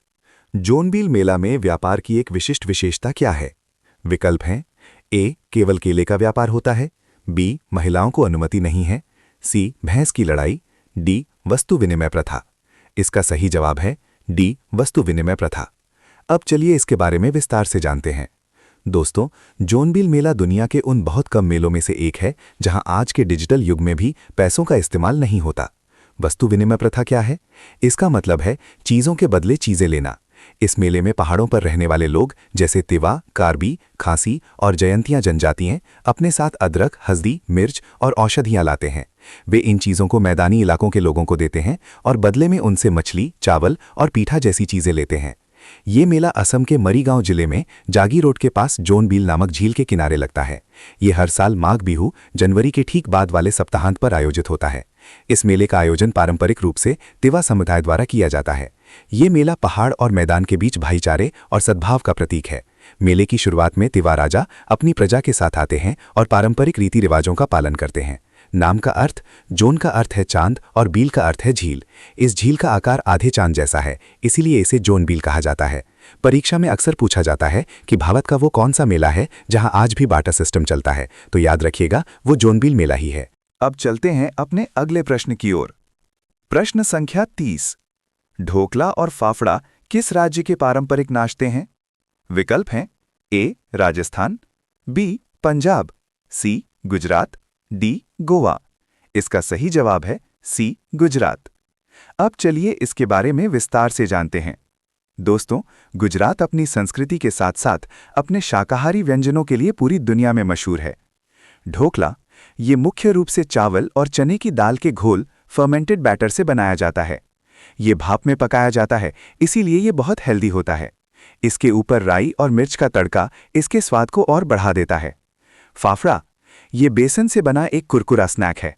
गुजरात में खासकर दशहरा के त्योहार पर फाफड़ा और जलेबी का कॉम्बिनेशन बहुत चाव से खाया जाता है। इसे आमतौर पर पपीते की चटनी के साथ परोसा जाता है। गुजरात के अन्य प्रसिद्ध व्यंजन, एग्जाम के लिए कुछ अन्य नाम भी याद रखें जो गुजरात से जुड़े हैं। थेपला, मेथी और आटे से बनी पतली रोटी। खाखरा, पापड़ जैसा कुरकुरा नाश्ता। अन्य विकल्पों के प्रसिद्ध भोजन, पंजाब सरसों का साग और मक्के की रोटी, छोले भटूरे। राजस्थान दाल बाटी चूरमा, गट्टे की सब्जी। गोवा सी फूड, मछली करी और बेबिंका मिठाई। अब चलते हैं अपने अगले प्रश्न की ओर। प्रश्न संख्या 31। निम्नलिखित में से कौन सा भारत की संसद का निचला सदन यानी लोअर हाउस है? विकल्प हैं ए, विधानसभा, बी, राज्यसभा, सी, लोकसभा, डी, विधान परिषद। इसका सही जवाब है ऑप्शन सी, लोकसभा। अब चलिए इसके बारे में विस्तार से जानते हैं। भारत की संसद यानी पार्लियामेंट 3 अंगों से मिलकर बनती है, राष्ट्रपति, लोकसभा और राज्यसभा। इसे द्विसदनीय व्यवस्था कहा जाता है क्योंकि इसमें 2 सदन होते हैं। लोकसभा, लोकसभा यानी लोगों का सदन। इसे निचला सदन यानी लोअर हाउस या प्रथम सदन कहा जाता है। यहाँ के सदस्यों को जनता सीधे वोट देकर चुनती है। इसका कार्यकाल आमतौर पर 5 वर्ष का होता है, लेकिन इसे समय से पहले भी भंग किया जा सकता है। देश का प्रधानमंत्री आमतौर पर इसी सदन के बहुमत दल का नेता होता है। राज्यसभा, राज्यसभा यानी राज्यों की परिषद। इसे ऊपरी सदन यानी अपर हाउस या द्वितीय सदन कहा जाता है। यह एक स्थायी सदन है, यानी इसे कभी भंग नहीं किया जा सकता। इसके सदस्यों का चुनाव अप्रत्यक्ष रूप से राज्यों की विधानसभाओं के सदस्यों द्वारा किया जाता है। यहाँ सदस्यों का कार्यकाल 6 वर्ष का होता है। अन्य विकल्पों के बारे में, राज्यों की व्यवस्था, विधानसभा और विधान परिषद ये संसद का हिस्सा नहीं है, बल्कि ये राज्य सरकारों का हिस्सा होती हैं। विधानसभा राज्य का निचला सदन होती है और विधान परिषद राज्य का ऊपरी सदन। लोकसभा की सीटें, वर्तमान में लोकसभा में अधिकतम 550 सदस्य हो सकते हैं। इसकी अध्यक्षता लोकसभा अध्यक्ष करते हैं। याद रखने का सरल तरीका, लोक मतलब लोग। जहां जनता के चुने हुए लोग बैठते हैं वो लोकसभा है और वही हमारा निचला सदन है। अब चलते हैं अपने अगले प्रश्न की ओर। प्रश्न संख्या 32। निम्नलिखित में से कौन सा राज्य भारत में सर्वाधिक कोयला भंडार यानी हाईएस्ट कोल रिजर्व्स के लिए जाना जाता है? विकल्प हैं ए झारखंड, बी महाराष्ट्र, सी कर्नाटक या डी मिजोरम। इसका सही जवाब है ए झारखंड। अब चलिए इसके बारे में विस्तार से जानते हैं। भारत में कोयला काला सोना कहलाता है क्योंकि हमारी बिजली का एक बड़ा हिस्सा इसी से आता है। झारखंड भारत का वो राज्य है जहां कोयले के सबसे विशाल भंडार पाए जाते हैं। भारत के कुल कोयला भंडार का लगभग 25% से अधिक हिस्सा अकेले झारखंड में है। झरिया ये भारत का सबसे बड़ा और पुराना कोयला क्षेत्र है। ये अपने उच्च गुणवत्ता वाले कोकिंग कोल के लिए प्रसिद्ध है। हालांकि झारखंड भंडार में नंबर 1 है, लेकिन उत्पादन के मामले में कभी-कभी ओडिशा या छत्तीसगढ़ आगे निकल जाते हैं। लेकिन जब बात जमीन के नीचे दबे भंडार की आती है तो झारखंड ही शीर्ष पर है। अन्य विकल्पों के बारे में, महाराष्ट्र में विदर्भ क्षेत्र में कोयला मिलता है, लेकिन झारखंड के मुकाबले बहुत कम है। कर्नाटक अपने लौह अयस्क और सोने यानी कोलार गोल्ड फील्ड्स के लिए जाना जाता है। यहाँ कोयला न के बराबर है। मिजोरम एक पहाड़ी राज्य है जहाँ कोई बड़ा व्यावसायिक कोयला खनन नहीं होता। याद रखने का सरल तरीका, भारत की जो सबसे पुरानी और बड़ी स्टील कंपनियां हैं जैसे टाटा स्टील, वे झारखंड के पास ही स्थित हैं क्योंकि उन्हें वहां से आसानी से कोयला मिल जाता है। अब चलते हैं अपने अगले प्रश्न की ओर। प्रश्न संख्या 33। माईबोंग किस साम्राज्य की राजधानी थी? विकल्प हैं ए कोच साम्राज्य, बी दिमासा साम्राज्य, सी चुटिया साम्राज्य, डी कामता साम्राज्य। इसका सही जवाब है बी दिमासा साम्राज्य, दिमासा किंगडम। अब चलिए इसके बारे में विस्तार से जानते हैं। दिमासा साम्राज्य, जिसे अक्सर कछारी साम्राज्य भी कहा जाता है, असम के इतिहास के सबसे शक्तिशाली साम्राज्यों में से एक था। दिमासा शासकों ने समय समय पर अपनी राजधानी बदली थी, जो एग्जाम के लिए बहुत जरूरी है। दीमापुर, इनकी पहली प्रमुख राजधानी दीमापुर वर्तमान नागालैंड में थी। माईबोंग 1536 में अहोम राजाओं के साथ युद्ध के बाद दिमासा राजाओं ने अपनी राजधानी पहाड़ों की सुरक्षा में माईबोंग स्थानांतरित कर दी। खासपुर, अंत में उन्होंने अपनी राजधानी बराक घाटी के खासपुर यानी कछार जिले में बनाई। माईबोंग वर्तमान में असम के दिमा हसाओ जिले में स्थित है। यहां आज भी दिमासा वास्तुकला के अवशेष मिलते हैं, जिनमें एक ही पत्थर को काटकर बनाया गया पत्थर का मंदिर यानी स्टोन हाउस बहुत प्रसिद्ध है। अन्य विकल्पों के बारे में जानते हैं। कोच साम्राज्य, इनकी राजधानी मुख्य रूप से कोच बिहार थी। चुटिया साम्राज्य, इनकी प्रसिद्ध राजधानी सदिया थी। कामता साम्राज्य, इनकी राजधानी कामतापुर थी। याद रखने का सरल तरीका, दिमासा कछारी राजाओं के इतिहास को 3 शहरों से याद रखें: दीमापुर, माईबोंग और खासपुर। माईबोंग उनके पहाड़ी दौर की गौरवशाली राजधानी थी। अब चलते हैं अपने अगले प्रश्न की ओर। प्रश्न संख्या 34। दांडी यात्रा किसका हिस्सा थी? विकल्प हैं ए भारत छोड़ो आंदोलन, बी असहयोग आंदोलन, सी सविनय अवज्ञा आंदोलन, डी पूर्ण स्वराज। इसका सही जवाब है सी सविनय अवज्ञा आंदोलन। अब चलिए इसके बारे में विस्तार से जानते हैं। दांडी यात्रा, जिसे नमक सत्याग्रह भी कहा जाता है, महात्मा गांधी के नेतृत्व में ब्रिटिश शासन के खिलाफ अहिंसक विरोध का एक बड़ा उदाहरण था। ये यात्रा 12 मार्च 1930 को शुरू हुई थी। इसका मुख्य कारण अंग्रेजों द्वारा लगाया गया नमक कानून था। उस समय भारतीयों को खुद नमक बनाने का हक नहीं था और नमक जैसी बुनियादी चीज पर भारी टैक्स देना पड़ता था। गांधी जी ने अपने 78 अनुयायियों के साथ अहमदाबाद के साबरमती आश्रम से इस पदयात्रा की शुरुआत की थी। वे 24 दिनों तक लगातार पैदल चले और लगभग 390 किलोमीटर की दूरी तय करके गुजरात के तटीय गांव दांडी पहुंचे। 6 अप्रैल 1930 की सुबह गांधी जी ने समुद्र किनारे एक मुट्ठी नमक उठाकर अंग्रेजों के कानून को प्रतीकात्मक रूप से तोड़ा। इसी घटना के साथ पूरे देश में सविनय अवज्ञा आंदोलन की शुरुआत हुई, जिसका अर्थ था विनयपूर्वक अंग्रेजों के कानून को मानने से इनकार करना। अन्य विकल्पों के बारे में जानते हैं। असहयोग आंदोलन, ये 1920 में शुरू हुआ था। इसका उद्देश्य सरकारी संस्थानों का बहिष्कार करना था। भारत छोड़ो आंदोलन, ये 1942 में शुरू हुआ था, जिसमें गांधी जी ने करो या मरो का नारा दिया था। पूर्ण स्वराज, ये कोई आंदोलन नहीं बल्कि एक लक्ष्य था, जिसे 1929 के लाहौर अधिवेशन में कांग्रेस ने अपनाया था। इसी लक्ष्य को पाने के लिए दांडी यात्रा की गई थी। याद रखने का सरल तरीका 1930 का साल नमक और दांडी के नाम है। अब चलते हैं अपने अगले प्रश्न की ओर। प्रश्न संख्या 35। निम्नलिखित में से कौन सा असम के एक जिले का नाम नहीं है?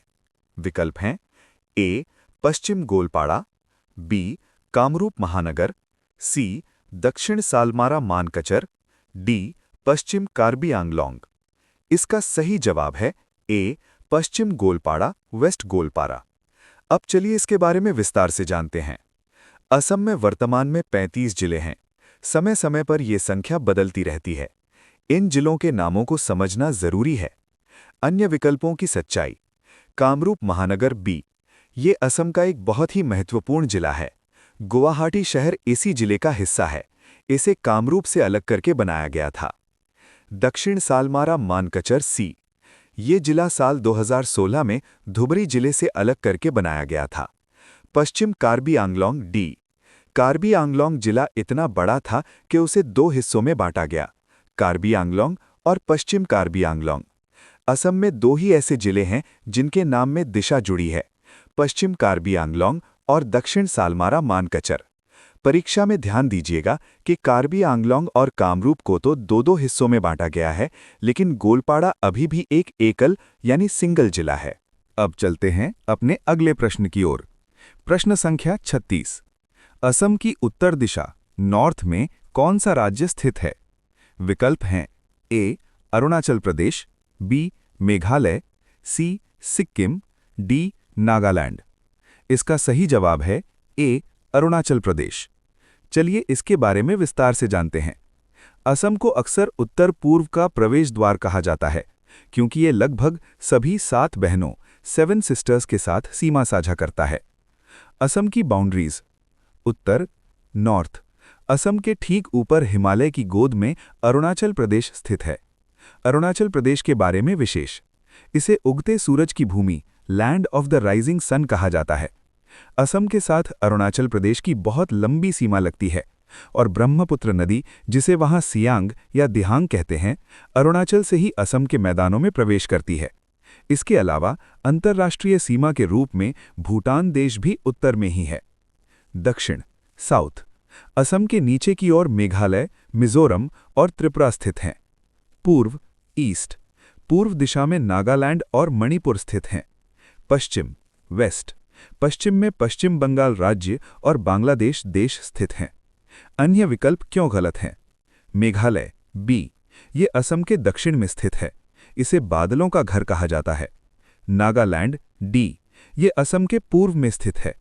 सिक्किम सी, ये सबसे महत्वपूर्ण है। सिक्किम असम के साथ सीमा साझा नहीं करता।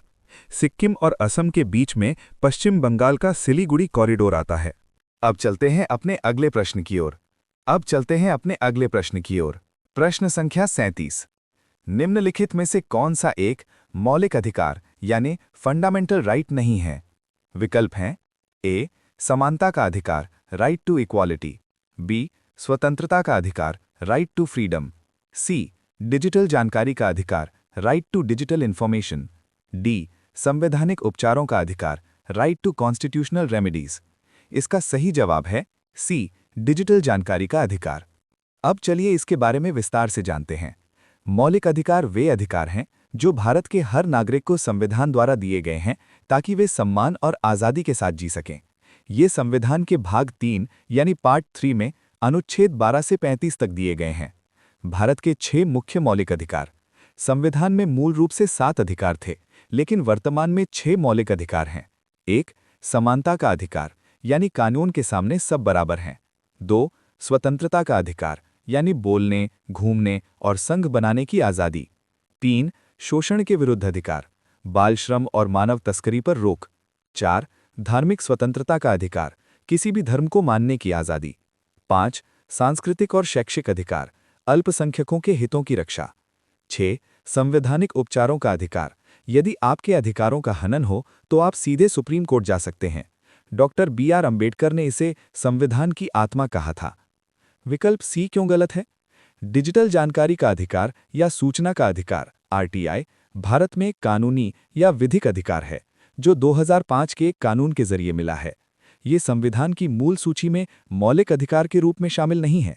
हालांकि सुप्रीम कोर्ट ने निजता के अधिकार यानी राइट टू प्रिवेसी को मौलिक अधिकार माना है, लेकिन डिजिटल जानकारी इस विशेष श्रेणी में नहीं आती। पहले संपत्ति का अधिकार राइट टू प्रॉपर्टी भी एक मौलिक अधिकार था, लेकिन 1978 में 44वें संशोधन द्वारा इसे हटाकर केवल एक कानूनी अधिकार बना दिया गया। याद रखिएगा, मौलिक अधिकार अमेरिका के यूएसए से प्रेरित हैं। अगर सरकार आपके मौलिक अधिकारों को छीनती है तो आप अनुच्छेद 32 के तहत कोर्ट जा सकते हैं। अब चलते हैं अपने अगले प्रश्न की ओर। प्रश्न संख्या 38। संयुक्त राज्य अमेरिका यूएसए की राजधानी शहर क्या है?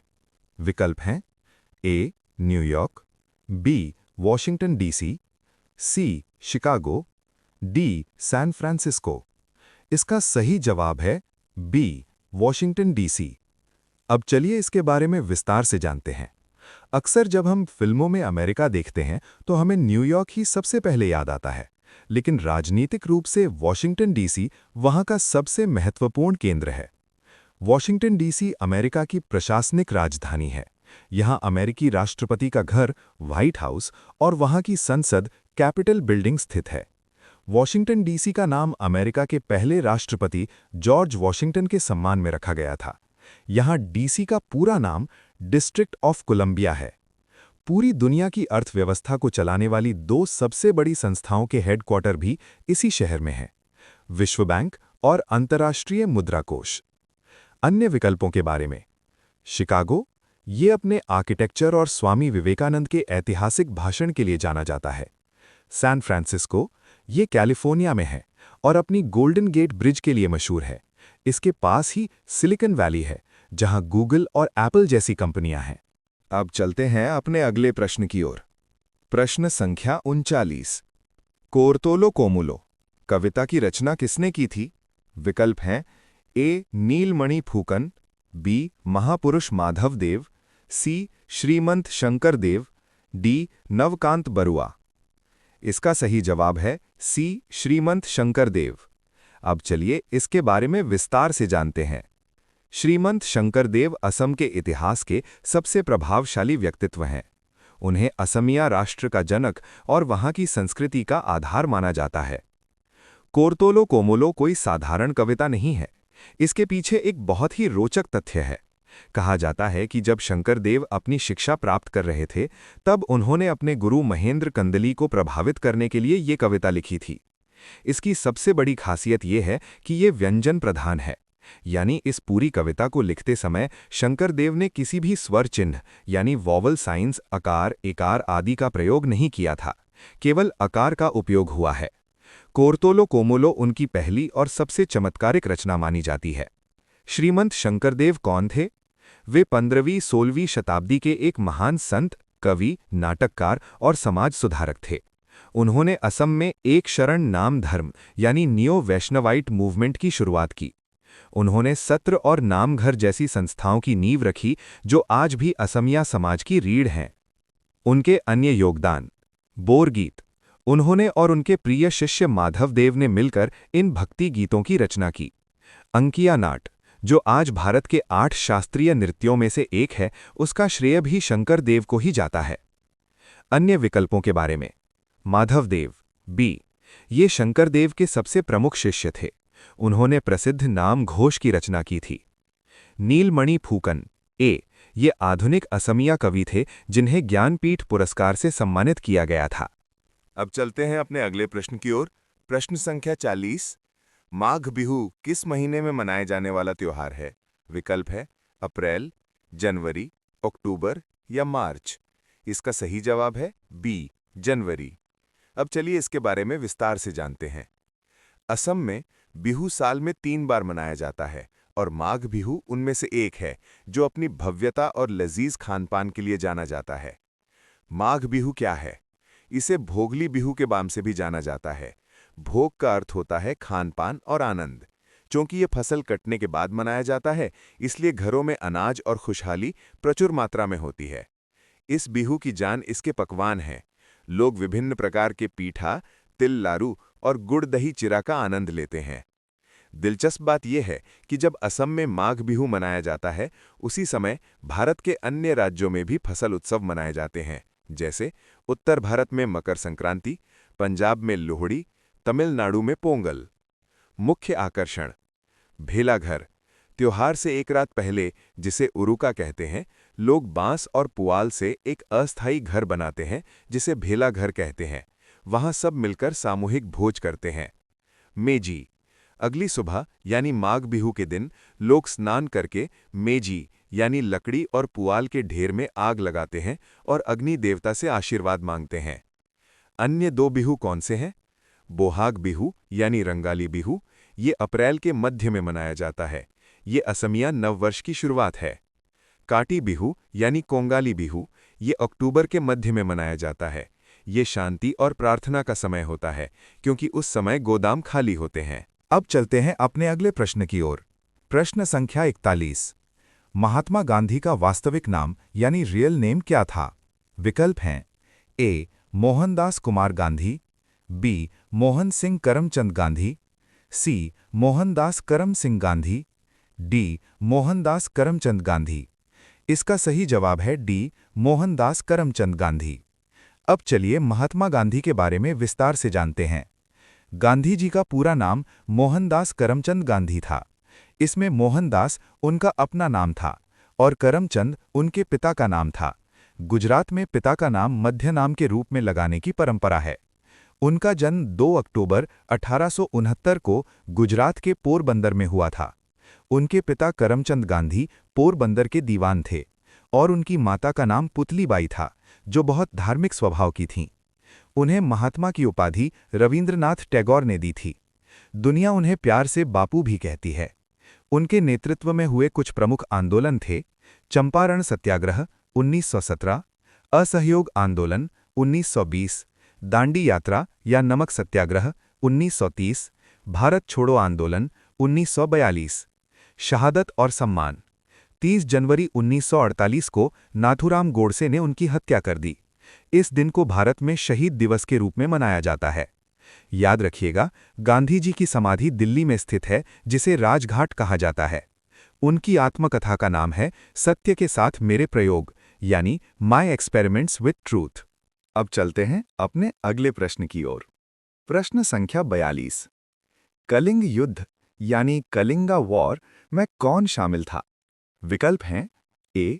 अशोक, बी. बिंबिसार, सी. बिंदुसार या डी. समुद्रगुप्त। इसका सही जवाब है ए. अशोक। अब चलिए इसके बारे में विस्तार से जानते हैं। कलिंग युद्ध प्राचीन भारतीय इतिहास की सबसे महत्वपूर्ण घटनाओं में से एक है। ये युद्ध 261 ईसा पूर्व यानी 261 BCE में मौर्य सम्राट अशोक और कलिंग राज्य, जो आज का ओडिशा है, इनके बीच लड़ा गया था। सम्राट अशोक कौन थे? अशोक महान मौर्य वंश के तीसरे राजा थे। वे सम्राट बिंबिसार के पुत्र और मौर्य साम्राज्य के संस्थापक चंद्रगुप्त मौर्य के पोते थे। अशोक को उनकी बहादुरी और विशाल साम्राज्य के लिए जाना जाता था। कलिंग युद्ध बहुत ही भीषण था। कहा जाता है कि इस युद्ध में लगभग 1 लाख लोग मारे गए और इससे भी कहीं ज्यादा घायल हुए।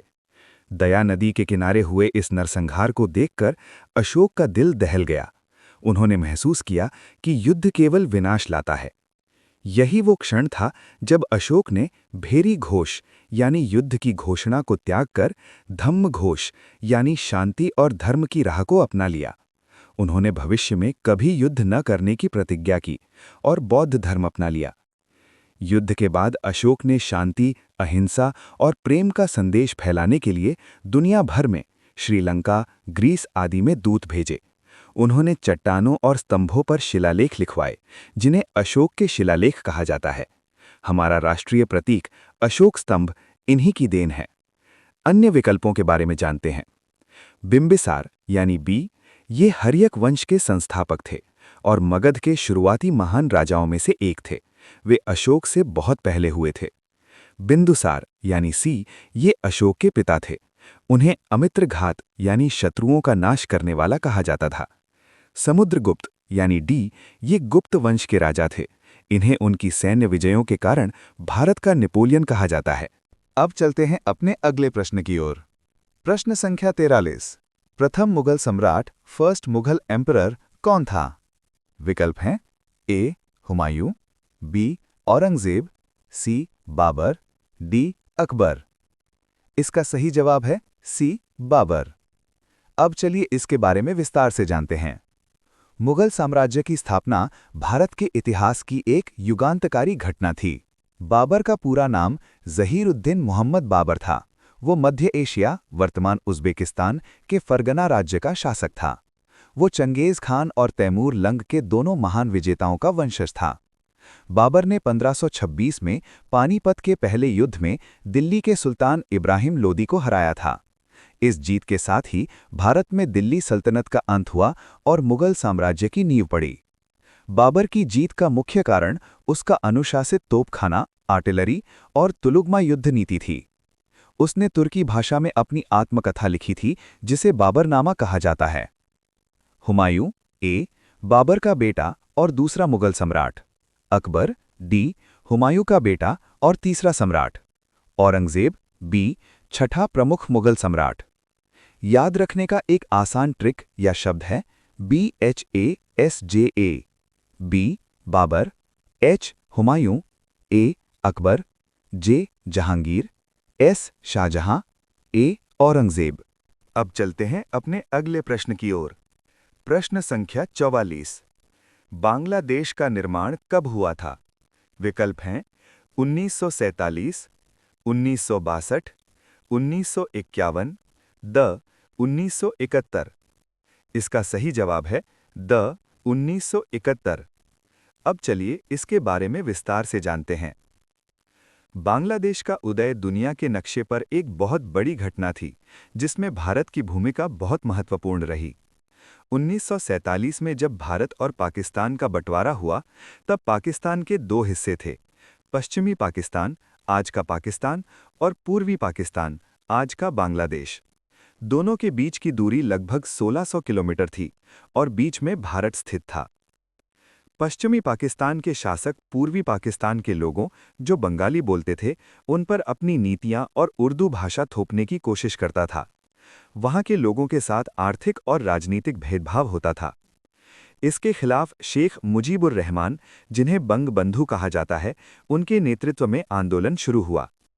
जब पाकिस्तान की सेना ने पूर्वी पाकिस्तान में आम जनता पर अत्याचार शुरू किए, तो लाखों शरणार्थी भारत, खासकर असम और पश्चिम बंगाल में आने लगे। भारत की तत्कालीन प्रधानमंत्री श्रीमती इंदिरा गांधी ने हस्तक्षेप करने का निर्णय लिया। ये युद्ध 13 दिनों तक चला और 16 दिसंबर 1971 को पाकिस्तानी सेना के 93,000 सैनिकों ने भारतीय सेना के सामने आत्मसमर्पण यानी सरेंडर कर दिया। इसी ऐतिहासिक जीत के बाद पूर्वी पाकिस्तान दुनिया के नक्शे से मिट गया और एक नया स्वतंत्र देश बांग्लादेश बना। हर साल 16 दिसंबर को भारत और बांग्लादेश में विजय दिवस के रूप में मनाया जाता है। याद रखिएगा, बांग्लादेश के राष्ट्रगान आमार सोनार बांग्ला की रचना भी रविंद्रनाथ टैगोर ने ही की थी। अब चलते हैं अपने अगले प्रश्न की ओर। प्रश्न संख्या 45। भारत के राज्य और उनकी राजधानी शहर की गलत जोड़ी को पहचानें। विकल्प हैं ए. उत्तराखंड मसूरी, बी. पश्चिम बंगाल कोलकाता, सी. छत्तीसगढ़ रायपुर, डी. गोवा पणजी। इसका सही जवाब है ए. उत्तराखंड मसूरी। अब चलिए इसके बारे में विस्तार से जानते हैं। परीक्षा में अक्सर किसी राज्य के सबसे प्रसिद्ध शहर का नाम दे दिया जाता है ताकि छात्र उसे ही राजधानी मान ले। उत्तराखंड की आधिकारिक राजधानी देहरादून है। विशेष जानकारी: उत्तराखंड की 2 राजधानियां हैं। देहरादून शीतकालीन यानी विंटर राजधानी है और गैरसैंण ग्रीष्मकालीन यानी समर राजधानी है। कुछ और महत्वपूर्ण राजधानियां जहां छात्र अक्सर गलती करते हैं: गुजरात, अहमदाबाद नहीं बल्कि गांधीनगर। मध्य प्रदेश, इंदौर नहीं बल्कि भोपाल। असम, गुवाहाटी नहीं बल्कि दिसपुर। राजस्थान, जोधपुर नहीं बल्कि जयपुर। अब चलते हैं अपने अगले प्रश्न की ओर। प्रश्न संख्या 46। निम्नलिखित में से किस पद की नियुक्ति भारत के राष्ट्रपति प्रेसिडेंट ऑफ इंडिया द्वारा की जाती है?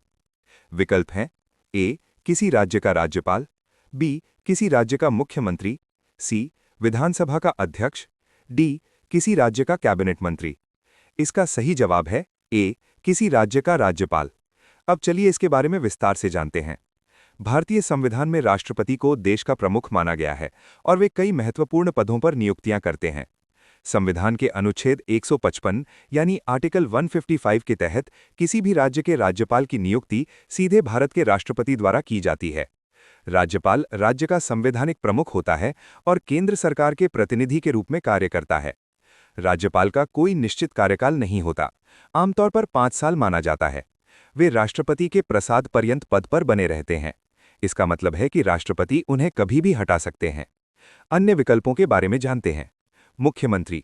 मुख्यमंत्री की नियुक्ति उस राज्य का राज्यपाल करता है। आमतौर पर विधानसभा चुनाव में बहुमत पाने वाले दल के नेता को राज्यपाल मुख्यमंत्री नियुक्त करते हैं। राज्य कैबिनेट मंत्री।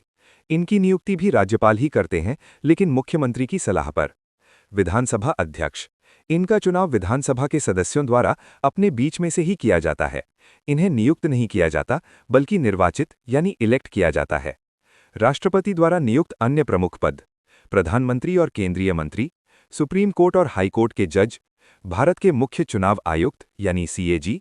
याद रखने का सरल नियम, जो पद केंद्र और राज्य के बीच एक पुल का काम करता है, उस राज्यपाल की नियुक्ति हमेशा राष्ट्रपति ही करते हैं। बाकी राज्य स्तर की नियुक्तियां राज्यपाल करता है। अब चलते हैं अपने अगले प्रश्न की ओर। प्रश्न संख्या 47। निम्नलिखित में से कौन सा कथन सही नहीं है, नॉट करेक्ट? विकल्प हैं: ए, विशाखापट्टनम आंध्र प्रदेश का एक बंदरगाह शहर है। बी, नर्मदा एक नदी है। सी, कंचनजंगा हिमालय की एक शिखर है। डी, चिल्का झील गुजरात में है। इसका सही जवाब है डी, चिल्का झील गुजरात में है, क्योंकि ये कथन गलत है। अब चलिए इसके बारे में विस्तार से जानते हैं। इस प्रश्न को हल करने के लिए हमें चारों विकल्पों की सच्चाई जाननी होगी। चिल्का झील, चिल्का लेक, विकल्प डी। ये कथन गलत है, क्योंकि चिल्का झील गुजरात में नहीं बल्कि ओडिशा राज्य में स्थित है। ये भारत की सबसे बड़ी खारे पानी की झील है। ये झील इरावदी डॉल्फिन्स और प्रवासी पक्षियों के लिए पूरी दुनिया में प्रसिद्ध है। विशाखापट्टनम, विकल्प ए। ये कथन बिल्कुल सही है। विशाखापट्टनम, जिसे वाइजैक भी कहते हैं, आंध्र प्रदेश का सबसे बड़ा शहर और एक बहुत ही महत्वपूर्ण प्राकृतिक बंदरगाह है। नर्मदा नदी, विकल्प बी। ये कथन भी सही है। नर्मदा भारत की एक प्रमुख नदी है जो मध्य प्रदेश के अमरकंटक से निकलती है और पश्चिम की ओर बहते हुए अरब सागर में गिरती है। इसे मध्य प्रदेश की जीवन रेखा कहा जाता है। कंचनजंगा, विकल्प सी। ये कथन भी सही है। कंचनजंगा दुनिया की तीसरी सबसे ऊंची चोटी है। ये हिमालय पर्वतमाला का हिस्सा है और भारत, सिक्किम तथा नेपाल की सीमा पर स्थित है। अब चलते हैं अपने अगले प्रश्न की ओर। प्रश्न संख्या 48। गोगोना किस सामग्री से बना होता है? विकल्प हैं: ए, बांस। B, terracotta. सी, तांबा। डी, भैंस का सींग। इसका सही जवाब है ए, बांस। अब चलिए इसके बारे में विस्तार से जानते हैं। गोगोना असमिया लोक संगीत, खासकर बीहू का एक अभिन्न अंग है। गोगोना क्या है? गोगोना एक प्रकार का जॉ हॉर्प है। इसे मुंह में रखकर और उंगलियों से कंपन पैदा करके बजाया जाता है। ये पूरी तरह से बांस के एक ही टुकड़े को तराशकर बनाया जाता है। असम में पाए जाने वाले जाति बांस का उपयोग इसे बनाने के लिए सबसे अच्छा माना जाता है। बीहू में गोगोना 2 प्रकार के होते हैं जो एग्जाम के लिए बहुत जरूरी हैं। रामधन गोगोना, ये थोड़ा बड़ा और मोटा होता है, जिसे मुख्य रूप से पुरुषों द्वारा बजाया जाता है। लाहौरी गोगोना, ये छोटा और पतला होता है। इसे महिलाएं बिहुती अपने बालों जूड़े में खोस कर रखती हैं और नाचते समय बजाती हैं। बिहू के गीतों में गोगोना की ध्वनि एक विशेष मिठास और लय जोड़ती है। इसके बिना असमिया लोक संगीत अधूरा सा लगता है। अन्य विकल्प के बारे में जानते हैं। भैंस का सींग, डी। अक्सर छात्र यहां गलती करते हैं। याद रखिएगा, पेपा भैंस के सींग से बनता है, गोगोना नहीं। Terracotta, B. इससे मूर्तियां और खिलौने बनते हैं, जैसे धुबरी के आशीष शिल्प। याद रखने का सरल तरीका, असम की संस्कृति में जो भी वाद्य यंत्र मुंह के पास रखकर बजाया जाता है और वो हल्का होता है, वो अक्सर बांस का बना होता है। गोगोना बांस की एक बारीक कलाकारी है। अब चलते हैं अपने अगले प्रश्न की ओर। प्रश्न संख्या 49। नेल्सन मंडेला किस देश के थे? विकल्प है: A, Brazil. B, Switzerland. C, दक्षिण अफ्रीका। या डी, अर्जेंटीना। इसका सही जवाब है सी, दक्षिण अफ्रीका। अब चलिए इनके बारे में विस्तार से जानते हैं। नेल्सन मंडेला का नाम इतिहास के पन्नों में सुनहरे अक्षरों में लिखा है। उनके संघर्ष की कहानी हर किसी को प्रेरित करती है। दक्षिण अफ्रीका में लंबे समय तक रंग भेद की नीति चलती थी, जहां गोरे लोग काले लोगों के साथ बहुत बुरा व्यवहार करते थे और उन्हें बुनियादी अधिकार भी नहीं देते थे। नेल्सन मंडेला ने इस अन्याय के खिलाफ अपनी आवाज उठाई। अपने देश के लोगों को हक दिलाने के लिए उन्हें अपनी जिंदगी के 27 साल जेल में बिताने पड़े। इसमें से ज्यादातर समय उन्होंने रोबिन आइलैंड की एक छोटी सी कोठरी में बिताया, लेकिन उन्होंने कभी हार नहीं मानी। जेल से छूटने के बाद उन्होंने शांति और भाईचारे का संदेश दिया। साल 1994 में दक्षिण अफ्रीका में पहली बार लोकतांत्रिक चुनाव हुए और नेल्सन मंडेला वहां के पहले अश्वेत यानी ब्लैक राष्ट्रपति बने। उन्हें 1993 में शांति के लिए नोबेल पुरस्कार दिया गया। दक्षिण अफ्रीका के लोग उन्हें प्यार से मदीबा कहकर बुलाते हैं। याद रखिएगा, हर साल 18 जुलाई को पूरी दुनिया में नेल्सन मंडेला अंतर्राष्ट्रीय दिवस मनाया जाता है। उनकी प्रसिद्ध किताब का नाम है लॉन्ग वॉक टू फ्रीडम। अब चलते हैं अपने अगले प्रश्न की ओर। प्रश्न संख्या 50। सहारा मरुस्थल यानी सहारा डेजर्ट किस महाद्वीप में स्थित है? विकल्प हैं A Australia, B Africa, C Europe, D Asia. इसका सही जवाब है बी अफ्रीका। अब चलिए इसके बारे में विस्तार से जानते हैं। सहारा दुनिया का सबसे बड़ा गर्म मरुस्थल यानी लार्जेस्ट हॉट डेजर्ट है। इसका क्षेत्रफल लगभग 92 लाख वर्ग किलोमीटर है, जो लगभग पूरे अमेरिका या चीन के बराबर है। अगर दुनिया का सबसे बड़ा मरुस्थल पूछा जाए और गर्म शब्द न हो तो उत्तर अंटार्कटिका होगा, क्योंकि वो एक ठंडा मरुस्थल है। सहारा मरुस्थल उत्तरी अफ्रीका के एक बहुत बड़े हिस्से को कवर करता है। ये महाद्वीप के लगभग 31% हिस्से में फैला हुआ है। सहारा मरुस्थल इतना विशाल है कि ये 11 देशों की सीमाओं को छूता है: अल्जीरिया, चाड, मिस्र, लीबिया, माली, मॉरिटानिया, मोरक्को, नाइजर, पश्चिमी सहारा, सूडान और ट्यूनीशिया। यहाँ दिन में बहुत ज़्यादा गर्मी होती है और रातें बहुत ठंडी हो जाती हैं। यहाँ रेत के टीलों के साथ साथ पथरीले पठार भी पाए जाते हैं। यहाँ ऊंट मुख्य पशु है और खजूर के पेड़ पाए जाते हैं। अन्य विकल्प के बारे में जानते हैं। एशिया डी, यहाँ गोबी और थार मरुस्थल हैं। ऑस्ट्रेलिया ए, यहाँ ग्रेट विक्टोरिया मरुस्थल है। यूरोप सी, यहाँ कोई बड़ा मरुस्थल नहीं पाया जाता। अब चलते हैं अपने अगले प्रश्न की ओर। प्रश्न संख्या 51। किस देश को नील नदी का उपहार यानी गिफ्ट ऑफ द नाइल के नाम से जाना जाता है? विकल्प हैं ए मिस्र यानी इजिप्ट, बी लेबनान यानी लेबनान, सी इज़राइल यानी इज़राइल, डी सऊदी अरब यानी सऊदी अरब।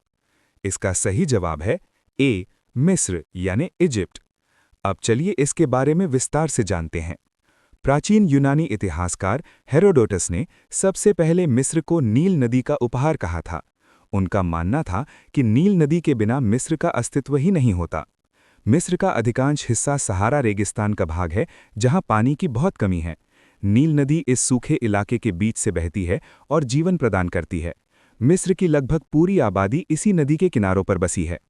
नील नदी में हर साल बाढ़ आती थी, जो अपने साथ पहाड़ों से बहुत ही उपजाऊ काली मिट्टी यानी सिल्ट बहाकर लाती थी। इसी मिट्टी की वजह से प्राचीन मिस्र के लोग रेगिस्तान के बीच भी शानदार खेती कर पाए।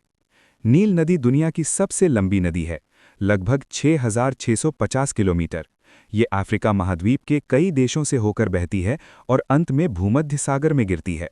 याद रखिएगा, दुनिया की सबसे पुरानी और महान सभ्यताओं में से एक पिरामिड वाली सभ्यता इसी नील नदी के किनारे विकसित हुई थी। अब चलते हैं अपने अगले प्रश्न की ओर। प्रश्न संख्या 52। कौन सा विटामिन हड्डियों और दांतों के लिए महत्वपूर्ण यानी वाइटल है?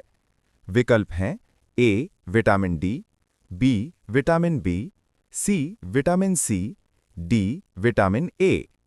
इसका सही जवाब है ए विटामिन डी। अब चलिए इसके बारे में विस्तार से जानते हैं। विटामिन डी हमारे शरीर के लिए एक मैनेजर की तरह काम करता है, जो ये तय करता है कि हमारी हड्डियां कितनी मजबूत होंगी। सिर्फ कैल्शियम खाने से हड्डियां मजबूत नहीं होती।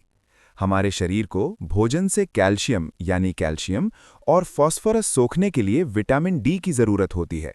अगर विटामिन डी न हो तो हम चाहे कितना भी दूध पिएं, हमारा शरीर उस कैल्शियम का इस्तेमाल नहीं कर पाएगा।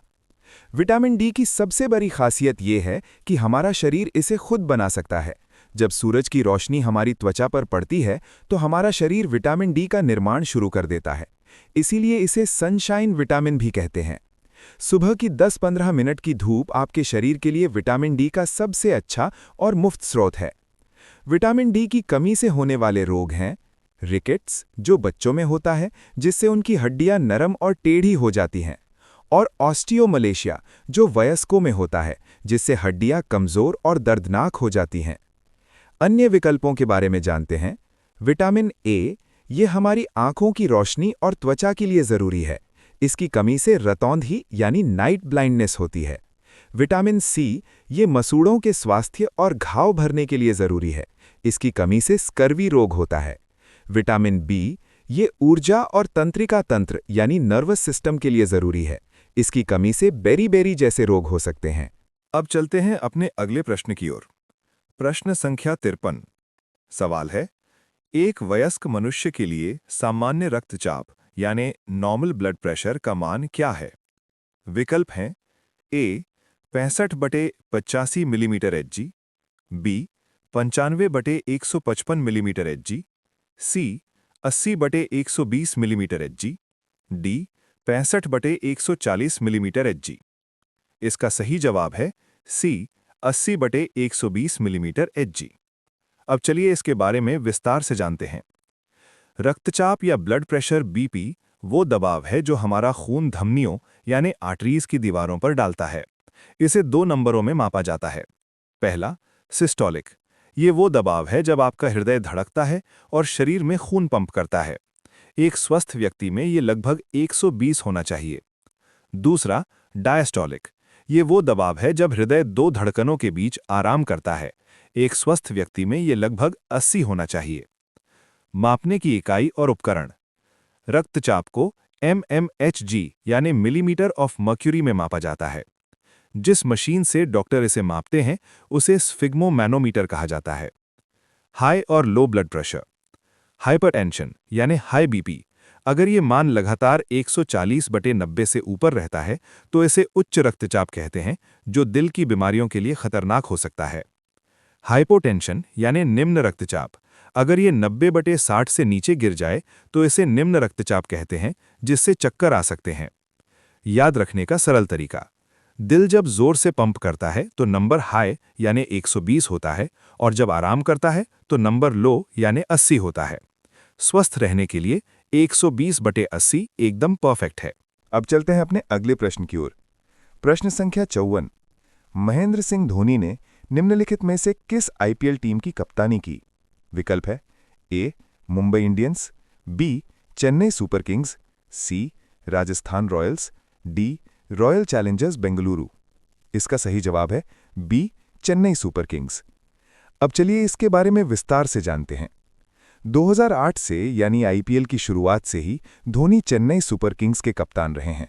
उनकी कप्तानी में सीएसके ने 5 बार आईपीएल का खिताब जीता है: 2010, 2011, 2018, 2021 और 2023। चेन्नई में लोग उन्हें प्यार से थाला कहते हैं, जिसका अर्थ होता है बड़ा भाई या नेता। महेंद्र सिंह धोनी कौन है? जन्म 7 जुलाई 1981, रांची। वे भारत के सबसे सफल कप्तानों में से एक हैं। उनकी कप्तानी में भारत ने 3 प्रमुख आईसीसी ट्रॉफियां जीती: 2007 टी20 world cup, 2011 one day world cup और 2013 चैंपियंस ट्रॉफी। उन्हें दुनिया का सर्वश्रेष्ठ फिनिशर और विकेटकीपर माना जाता है। मैदान पर उनके शांत स्वभाव के कारण उन्हें कैप्टन कूल कहा जाता है। जब सीएसके को 2 साल के लिए प्रतिबंधित किया गया था, तब धोनी ने राइजिंग पुणे सुपर जायंट्स के लिए कप्तानी की थी, लेकिन उनकी पहचान हमेशा येलो आर्मी यानी सीएसके के साथ ही जुड़ी रही। अन्य विकल्पों के बारे में जानते हैं। मुंबई इंडियंस ए, इसके सबसे सफल कप्तान रोहित शर्मा रहे हैं। रॉयल चैलेंजर्स बेंगलुरु डी, इसके लंबे समय तक कप्तान विराट कोहली रहे हैं। राजस्थान रॉयल्स सी, इसके पहले कप्तान शेन वॉर्न थे, जिन्होंने 2008 में टीम को आईपीएल खिताब दिलाया था। अब चलते हैं अपने अगले प्रश्न की ओर। प्रश्न संख्या 55। 1 जनवरी 2024 तक असम के पंचायत और ग्रामीण विकास मंत्री यानी minister for panchayat and rural development कौन हैं? विकल्प हैं चंद्रमोहन पटवारी, रंजीत कुमार दास, अतुल बोरा, उर्खाओ ग्वरा ब्रह्मा। इसका सही जवाब है बी, रंजीत कुमार दास। अब चलिए इनके बारे में विस्तार से जानते हैं। असम सरकार के मंत्रिमंडल में ग्रामीण विकास की जिम्मेदारी एक बहुत ही महत्वपूर्ण पद है, क्योंकि असम की अधिकांश आबादी गांवों में रहती है। रंजीत कुमार दास असम के एक वरिष्ठ राजनीतिज्ञ हैं और वर्तमान में डॉक्टर हिमंत बिस्वा शर्मा के नेतृत्व वाली सरकार में कैबिनेट मंत्री हैं। उनके पास ग्रामीण विकास के साथ साथ खाद्य, नागरिक आपूर्ति और उपभोक्ता मामले विभाग की भी जिम्मेदारी है। कैबिनेट मंत्री बनने से पहले वे असम विधानसभा के अध्यक्ष और बीजेपी असम प्रदेश के अध्यक्ष भी रह चुके हैं। अन्य विकल्पों के बारे में जानते हैं। चंद्रमोहन पटवारी, इनके पास वर्तमान में पर्यावरण और वन और राजस्व एवं आपदा प्रबंधन जैसे महत्वपूर्ण विभाग हैं। अतुल बोरा, ये असम के कृषि मंत्री हैं और असम गण परिषद दल के अध्यक्ष हैं। उर्खाओ ग्वरा ब्रह्मा, ये हथकरघा और कपड़ा तथा मिट्टी संरक्षण जैसे विभाग रखते हैं। वे यूपीपीएल दल से जुड़े हैं। राज्य की परीक्षाओं के लिए मुख्यमंत्री के साथ साथ प्रमुख मंत्रियों जैसे शिक्षा, स्वास्थ्य, कृषि और ग्रामीण विकास के नाम याद रखना बहुत जरूरी होता है। अब चलते हैं अपने अगले प्रश्न की ओर। प्रश्न संख्या 56। रन्स एंड रुइंस पुस्तक किसने लिखी है? विकल्प हैं ए, कपिल देव, बी, रवि शास्त्री, सी, सचिन तेंदुलकर, डी, सुनील गावस्कर। इसका सही जवाब है डी, सुनील गावस्कर। अब चलिए इनके बारे में विस्तार से जानते हैं। सुनील गावस्कर को क्रिकेट की दुनिया में लिटिल मास्टर के नाम से जाना जाता है। वे अपने समय के दुनिया के सबसे महान और तकनीक के मामले में सबसे सटीक बल्लेबाज माने जाते थे। सुनील गावस्कर कौन है? वे भारतीय क्रिकेट टीम के पूर्व कप्तान हैं। टेस्ट क्रिकेट में 10,000 रन बनाने वाले वे दुनिया के पहले बल्लेबाज थे। उन्होंने सर डॉन ब्रैडमैन के 29 टेस्ट शतकों का रिकॉर्ड तोड़ा था और 34 शतकों का नया कीर्तिमान स्थापित किया था। रन्स एंड रुइंस पुस्तक साल 1984 में प्रकाशित हुई थी। इस किताब में गावस्कर ने अपने करियर के एक बहुत ही चुनौतीपूर्ण समय के बारे में लिखा है, खासकर 1983 के वेस्टइंडीज दौरे और भारत में वेस्टइंडीज के खिलाफ सीरीज के बारे में। इसमें उन्होंने मैदान के अंदर और बाहर की राजनीति और अपने व्यक्तिगत संघर्षों को बहुत बेबाकी से साझा किया है। अन्य विकल्पों के बारे में जानते हैं। कपिल देव, ए, उनकी प्रसिद्ध किताब का नाम स्ट्रेट फ्रॉम द हार्ट है। सचिन तेंदुलकर, सी, उनकी आत्मकथा का नाम प्लेइंग इट माई वे है। सुनील गावस्कर का प्रसिद्ध पुस्तक रन्स एंड रुइंस है। तो एग्जाम के लिए सभी बड़े खिलाड़ियों के प्रसिद्ध पुस्तक के बारे में जानना जरूरी है। अब चलते हैं अपने अगले प्रश्न की ओर। प्रश्न संख्या 57। मुंशी प्रेमचंद का उपन्यास गोदान किस भाषा में लिखा गया था? विकल्प हैं ए, उर्दू, बी, कोंकणी, सी, हिंदी, डी, गुजराती। इसका सही जवाब है सी, हिंदी। अब चलिए इसके बारे में विस्तार से जानते हैं। मुंशी प्रेमचंद को हिंदी साहित्य में उपन्यास सम्राट कहा जाता है। उनका वास्तविक नाम धनपत राय श्रीवास्तव था। वे शुरुआत में नवाब राय के नाम से उर्दू में लिखते थे, लेकिन बाद में उन्होंने प्रेमचंद नाम अपना लिया और हिंदी में लिखना शुरू किया। गोदान उपन्यास प्रेमचंद का अंतिम पूर्ण उपन्यास है, जो 1936 में प्रकाशित हुआ था। इसे भारतीय ग्रामीण समाज और किसान जीवन का महाकाव्य माना जाता है। इसकी कहानी एक गरीब किसान होरी और उसकी गाय पालने की इच्छा के इर्द गिर्द घूमती है। ये उपन्यास उस समय के समाज में किसानों के शोषण और कर्ज की समस्या को बहुत गहराई से दिखाता है। उनकी अन्य प्रसिद्ध रचनाएं हैं उपन्यास गबन, सेवा सदन, कर्मभूमि, रंगभूमि। कहानियां ईदगाह, कफन, नमक का दरोगा, पूस की रात। प्रेमचंद पहले ऐसे लेखक थे जिन्होंने साहित्य को महलों और राजाओं की कहानियों से निकालकर आम आदमी, गरीब किसान और दलितों की समस्याओं से जोड़ा। उनकी भाषा बहुत सरल और मुहावरेदार होती थी। याद रखिएगा, प्रेमचंद ने अपनी साहित्यिक यात्रा उर्दू से शुरू की थी, लेकिन उनकी सबसे महान कृतियां जैसे गोदान हिंदी में लिखी गई हैं। उन्हें कलम का सिपाही भी कहा जाता है। अब चलते हैं अपने अगले प्रश्न की ओर।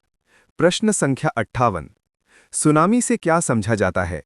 विकल्प हैं एक बहुत शक्तिशाली चक्रवात, हिमालय में एक बड़ा भूकंप, पूर्वी भारत में भारी बाढ़, तटीय क्षेत्रों में ऊंची लहरें।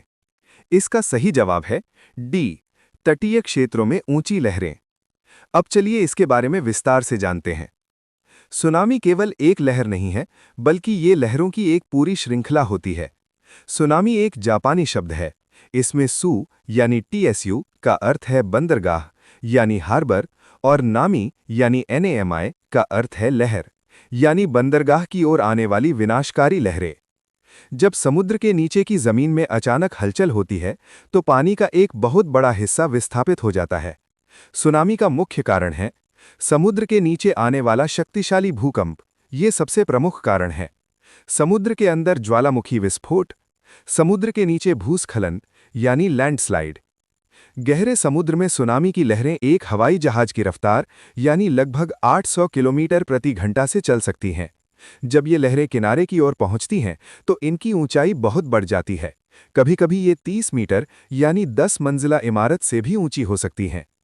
भारत के संदर्भ में 26 दिसंबर 2004 की सुनामी सबसे दुखद घटना थी। हिंद महासागर में आए एक भीषण भूकंप के कारण उठी इन लहरों ने भारत के अंडमान निकोबार और तमिलनाडु के तटों पर भारी तबाही मचाई थी। अन्य विकल्पों के बारे में भ्रम दूर करें। चक्रवात यानी ए, ये हवा का तूफान है जो हवा के दबाव के कारण बनता है। अब चलते हैं अपने अगले प्रश्न की ओर। प्रश्न संख्या 59। असमिया साहित्य में सौरभ कुमार चलिहा यानी सौरभ कुमार चलिहा के उपनाम से किसने लिखा? विकल्प हैं ए, सुरेंद्र नाथ मेधी, बी, नवकांत बरुआ, सी, लक्ष्मीनाथ बेजबरुआ, डी, भवेंद्र नाथ सैकिया। इसका सही जवाब है ए, सुरेंद्र नाथ मेधी। अब चलिए इसके बारे में विस्तार से जानते हैं। सौरभ कुमार चलिहा असमिया साहित्य के सबसे आधुनिक और प्रभावशाली कहानीकारों में से एक माने जाते हैं। सौरभ कुमार चलिहा वास्तव में सुरेंद्र नाथ मेधी का उपनाम था। वे पेशे से गुवाहाटी के JB कॉलेज में गणित और भौतिकी यानी फिजिक्स के प्रोफेसर थे। वे विज्ञान के आदमी थे, लेकिन साहित्य में उन्होंने क्रांति ला दी। उन्हें 1974 में उनके कहानी संग्रह गोलाम के लिए साहित्य अकादमी पुरस्कार से सम्मानित किया गया था। अन्य विकल्पों के उपनाम: लक्ष्मीनाथ बेजबरुआ, सी, इन्हें रसराज और बेजबरुआ के नाम से जाना जाता है। नवकांत बरुआ, बी, ये एकुद कोका के नाम से भी लिखते थे। अब चलते हैं अपने अगले प्रश्न की ओर। प्रश्न संख्या 60। मामोरे धोरा तरवाल किस असमिया लेखिका द्वारा लिखा गया था? विकल्प हैं ए, रीता चौधरी, बी, निरुपमा बोरगोहेन, सी, चंदना गोस्वामी, डी, मामोनी रायसम गोस्वामी। इसका सही जवाब है डी, मामोनी रायसम गोस्वामी। अब चलिए इसके बारे में विस्तार से जानते हैं। डॉक्टर मामोनी रायसम गोस्वामी, जिनका वास्तविक नाम इंदिरा गोस्वामी था, असमिया साहित्य की सबसे दिग्गज हस्तियों में से एक है। मामोरे धोरा तरवाल का हिंदी में अर्थ है जंग लगी तलवार, द रस्टेड स्वॉर्ड। ये उपन्यास उत्तर प्रदेश के रायबरेली में एक रेल कोच फैक्ट्री के मजदूरों की हड़ताल और उनके संघर्ष पर आधारित है। लेखिका ने वहां खुद समय बिताया था और मजदूरों के दुख दर्द को करीब से देखा था। इस महान कृति के लिए उन्हें 1982 में साहित्य अकादमी पुरस्कार से सम्मानित किया गया था। मामोनी रायसम गोस्वामी कौन थीं? वे दिल्ली विश्वविद्यालय में प्रोफेसर थीं। उन्होंने रामायण पर बहुत गहरा शोध किया था। उन्हें साल 2000 में भारत के सबसे बड़े साहित्यिक सम्मान ज्ञानपीठ पुरस्कार यानी ज्ञानपीठ अवार्ड से नवाजा गया था। अन्य विकल्पों के बारे में: निरुपमा बोरगोहेन, बी, ये भी असम की प्रसिद्ध लेखिका हैं जिनका उपन्यास अभियात्री बहुत मशहूर है। रीता चौधरी, ए, इनकी प्रसिद्ध रचना माकाम यानी मकम है जो असम के चीनी समुदाय पर आधारित है। याद रखिएगा, अगर एग्जाम में ज्ञानपीठ पुरस्कार विजेता महिला या शांति की अग्रदूत लेखिका के बारे में पूछा जाए तो वो मामोनी रायसम गोस्वामी ही हैं। अब चलते हैं अपने अगले प्रश्न की ओर। प्रश्न संख्या 61। निम्नलिखित में से किसकी पीठ पर 2 कुबड़ यानी 2 हम्स होते हैं? विकल्प हैं ए, नील गाय, बी, अरबी ऊंट, सी, बैक्ट्रियन ऊंट, डी काला तेंदुआ। इसका सही जवाब है सी बैक्ट्रियन ऊंट। अब चलिए इसके बारे में विस्तार से जानते हैं। दुनिया में ऊंट मुख्य रूप से दो प्रकार के होते हैं और उन्हें उनके कूबड़ की संख्या से पहचाना जा सकता है। बैक्ट्रियन ऊंट की पीठ पर दो कूबड़ होते हैं। ये मुख्य रूप से मध्य एशिया के ठंडे मरुस्थलों जैसे गोबी मरुस्थल में पाए जाते हैं। भारत में ये केवल लद्दाख की नुब्रा घाटी में पाए जाते हैं। ये ऊंट काफी भारी होते हैं और इनके शरीर पर घने बाल होते हैं जो इन्हें ठंड से बचाते हैं। अरबी ऊंट, अरेबियन कैमल, इन्हें ड्रोमेडरी भी कहा जाता है। इनकी पीठ पर केवल एक कूबड़ होता है। ये राजस्थान के थार मरुस्थल और मध्य पूर्व के देशों में पाए जाने वाले आम ऊंट हैं। अक्सर लोग सोचते हैं कि ऊंट अपने कूबड़ में पानी जमा करते हैं, लेकिन ये गलत है। कूबड़ में वास्तव में वसा यानी फैट जमा होती है। जब ऊंट को कई दिनों तक खाना नहीं मिलता तो उसका शरीर इसी वसा का उपयोग ऊर्जा के रूप में करता है। अन्य विकल्पों के बारे में जानते हैं। नीलगाय ए, ये एशिया का सबसे बड़ा मृग यानी एंटीलोप है। ये घोड़े जैसा दिखता है लेकिन कूबड़ नहीं होता। काला तेंदुआ डी, ये तेंदुए या जैगुआर का एक रंग रूप है जिसमें मेलानिन की अधिकता के कारण वो काला दिखता है। अब चलते हैं अपने अगले प्रश्न की ओर। प्रश्न संख्या 62। भारत के किस शहर में चार मीनार यानी चार मीनार स्थित है? विकल्प हैं ए हैदराबाद, बी चेन्नई, सी प्रयागराज, डी चंडीगढ़। इसका सही जवाब है ए हैदराबाद। अब चलिए इसके बारे में विस्तार से जानते हैं। चार मीनार भारत की सबसे पहचानी जाने वाली ऐतिहासिक इमारतों में से एक है। चार मीनार का निर्माण साल 1591 में हुआ था। इसे कुतुब शाही वंश के 5वें सुल्तान मोहम्मद कुली कुतुब शाह ने बनवाया था। इसका नाम चार मीनार इसलिए है क्योंकि इसके चारों कोनों पर चार विशाल और सुंदर मीनारें बनी हुई हैं। ये ग्रेनाइट, चूना पत्थर और संगमरमर के मिश्रण से बना है। ये मूसी नदी के पूर्वी तट पर स्थित है। अन्य विकल्पों के बारे में जानते हैं। चेन्नई यानी बी, मरीना बीच और फोर्ट सेंट जॉर्ज। प्रयागराज यानी सी, त्रिवेणी संगम और आनंद भवन। चंडीगढ़ यानी डी, रॉक गार्डन और सुखना झील। याद रखिएगा, हैदराबाद को निजामों का शहर और मोतियों का शहर, सिटी ऑफ पर्ल्स भी कहा जाता है। अब चलते हैं अपने अगले प्रश्न की ओर।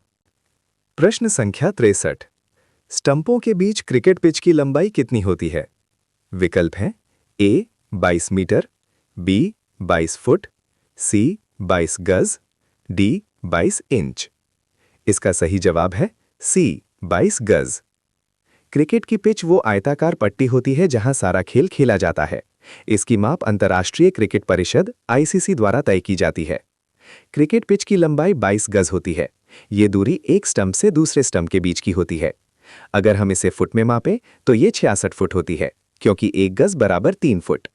अगर हम इसे मीटर में बदलें तो ये लगभग 20.12 मीटर होती है। परीक्षा में अक्सर छात्र 22 मीटर और 22 गज में कंफ्यूज हो जाते हैं, इसलिए यूनिट पर ध्यान देना बहुत जरूरी है। पिच की चौड़ाई 10 फुट यानी 3.05 मीटर होती है। अब चलते हैं अपने अगले प्रश्न की ओर। प्रश्न संख्या 64। अटल सुरंग किस स्थल निशान के पास स्थित है? विकल्प हैं ए खारदुंगला दर्रा, बी रोहतांग दर्रा, सी सेला दर्रा, डी उमलिंगला दर्रा। इसका सही जवाब है बी रोहतांग दर्रा। अब चलिए इसके बारे में विस्तार से जानते हैं। अटल सुरंग भारत की सबसे महत्वपूर्ण सुरंगों में से एक है। इसके बारे में ये बातें आपको एक जागरूक नागरिक और होनहार छात्र बनाएंगी। अटल सुरंग हिमाचल प्रदेश में स्थित है। ये मनाली को लेह लद्दाख, लाहौल स्पीति घाटी से जोड़ती है। इस सुरंग के बनने से पहले लोगों को रोहतांग दर्रे के ऊपर से गुजरना पड़ता था। सर्दियों में भारी बर्फबारी के कारण रोहतांग दर्रा 6 महीने के लिए बंद हो जाता था, जिससे लाहौल स्पीति का संपर्क देश से कट जाता था। अटल सुरंग ने रोहतांग दर्रे के विकल्प के रूप में सालों भर कनेक्टिविटी प्रदान की है। साथ ही इससे मनाली और लेह के बीच की दूरी लगभग 46 किलोमीटर कम हो गई है। अटल सुरंग दुनिया की सबसे लंबी सिंगल ट्यूब राजमार्ग सुरंग है, जो 10,000 फीट लगभग 3,000 मीटर की ऊंचाई पर स्थित है। इसकी लंबाई 9.02 किलोमीटर है। इसका नाम भारत के पूर्व प्रधानमंत्री अटल बिहारी वाजपेयी के सम्मान में रखा गया है। इसका उद्घाटन 2020 में प्रधानमंत्री नरेंद्र मोदी ने किया था। अन्य विकल्पों के बारे में जानते हैं। खारदुंगला ए ये लद्दाख में है और दुनिया के सबसे ऊंचे मोटर योग्य दर्रों में से एक है। सेला दर्रा सी ये अरुणाचल प्रदेश में है, यहाँ हाल ही में सेला सुरंग का निर्माण हुआ है। अक्सर छात्र सेला और अटल सुरंग में कंफ्यूज हो जाते हैं, इसे ध्यान रखें। उमलिंग ला डी लद्दाख में स्थित ये दर्रा दुनिया की सबसे ऊंची मोटर योग्य सड़क हाईएस्ट मोटरेबल रोड का रिकॉर्ड रखता है। याद रखने का सरल तरीका, अटल जी का हिमाचल से गहरा लगाव था, इसीलिए उनके नाम वाली सुरंग हिमाचल के रोहतांग क्षेत्र में है। अब चलते हैं अपने अगले प्रश्न की ओर। प्रश्न संख्या 65। निम्नलिखित में से कौन सा कच्चे तेल यानी क्रूड ऑयल से नहीं निकाला जाता है? विकल्प हैं ए पेट्रोल, बी बिटुमेन टार, सी मिट्टी का तेल यानी केरोसिन, डी तारपीन का तेल यानी टर्पेंटाइन ऑयल। इसका सही जवाब है डी तारपीन का तेल। अब चलिए इसके बारे में विस्तार से जानते हैं। कच्चा तेल यानी क्रूड ऑयल जमीन के नीचे से निकलने वाला एक गाढ़ा काला तरल पदार्थ होता है। इसे रिफाइनरी में प्रभाजी आसवन यानी फ्रैक्शनल डिस्टिलेशन नामक प्रक्रिया से गुजारा जाता है, जिससे हमें अलग अलग उत्पाद मिलते हैं। जब कच्चे तेल को गर्म किया जाता है तो अलग अलग तापमान पर अलग अलग चीजें निकलती हैं। विकल्प ए पेट्रोल, ये बहुत कम तापमान पर वाष्पित हो जाता है। इसका उपयोग हल्के वाहनों यानी कारों बाइकों में ईंधन के रूप में होता है।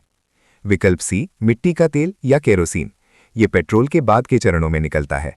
इसका उपयोग स्टोव और जेट इंजनों के ईंधन के रूप में होता है। विकल्प बी बिटुमेन टार, ये कच्चे तेल का सबसे भारी और अंतिम हिस्सा होता है।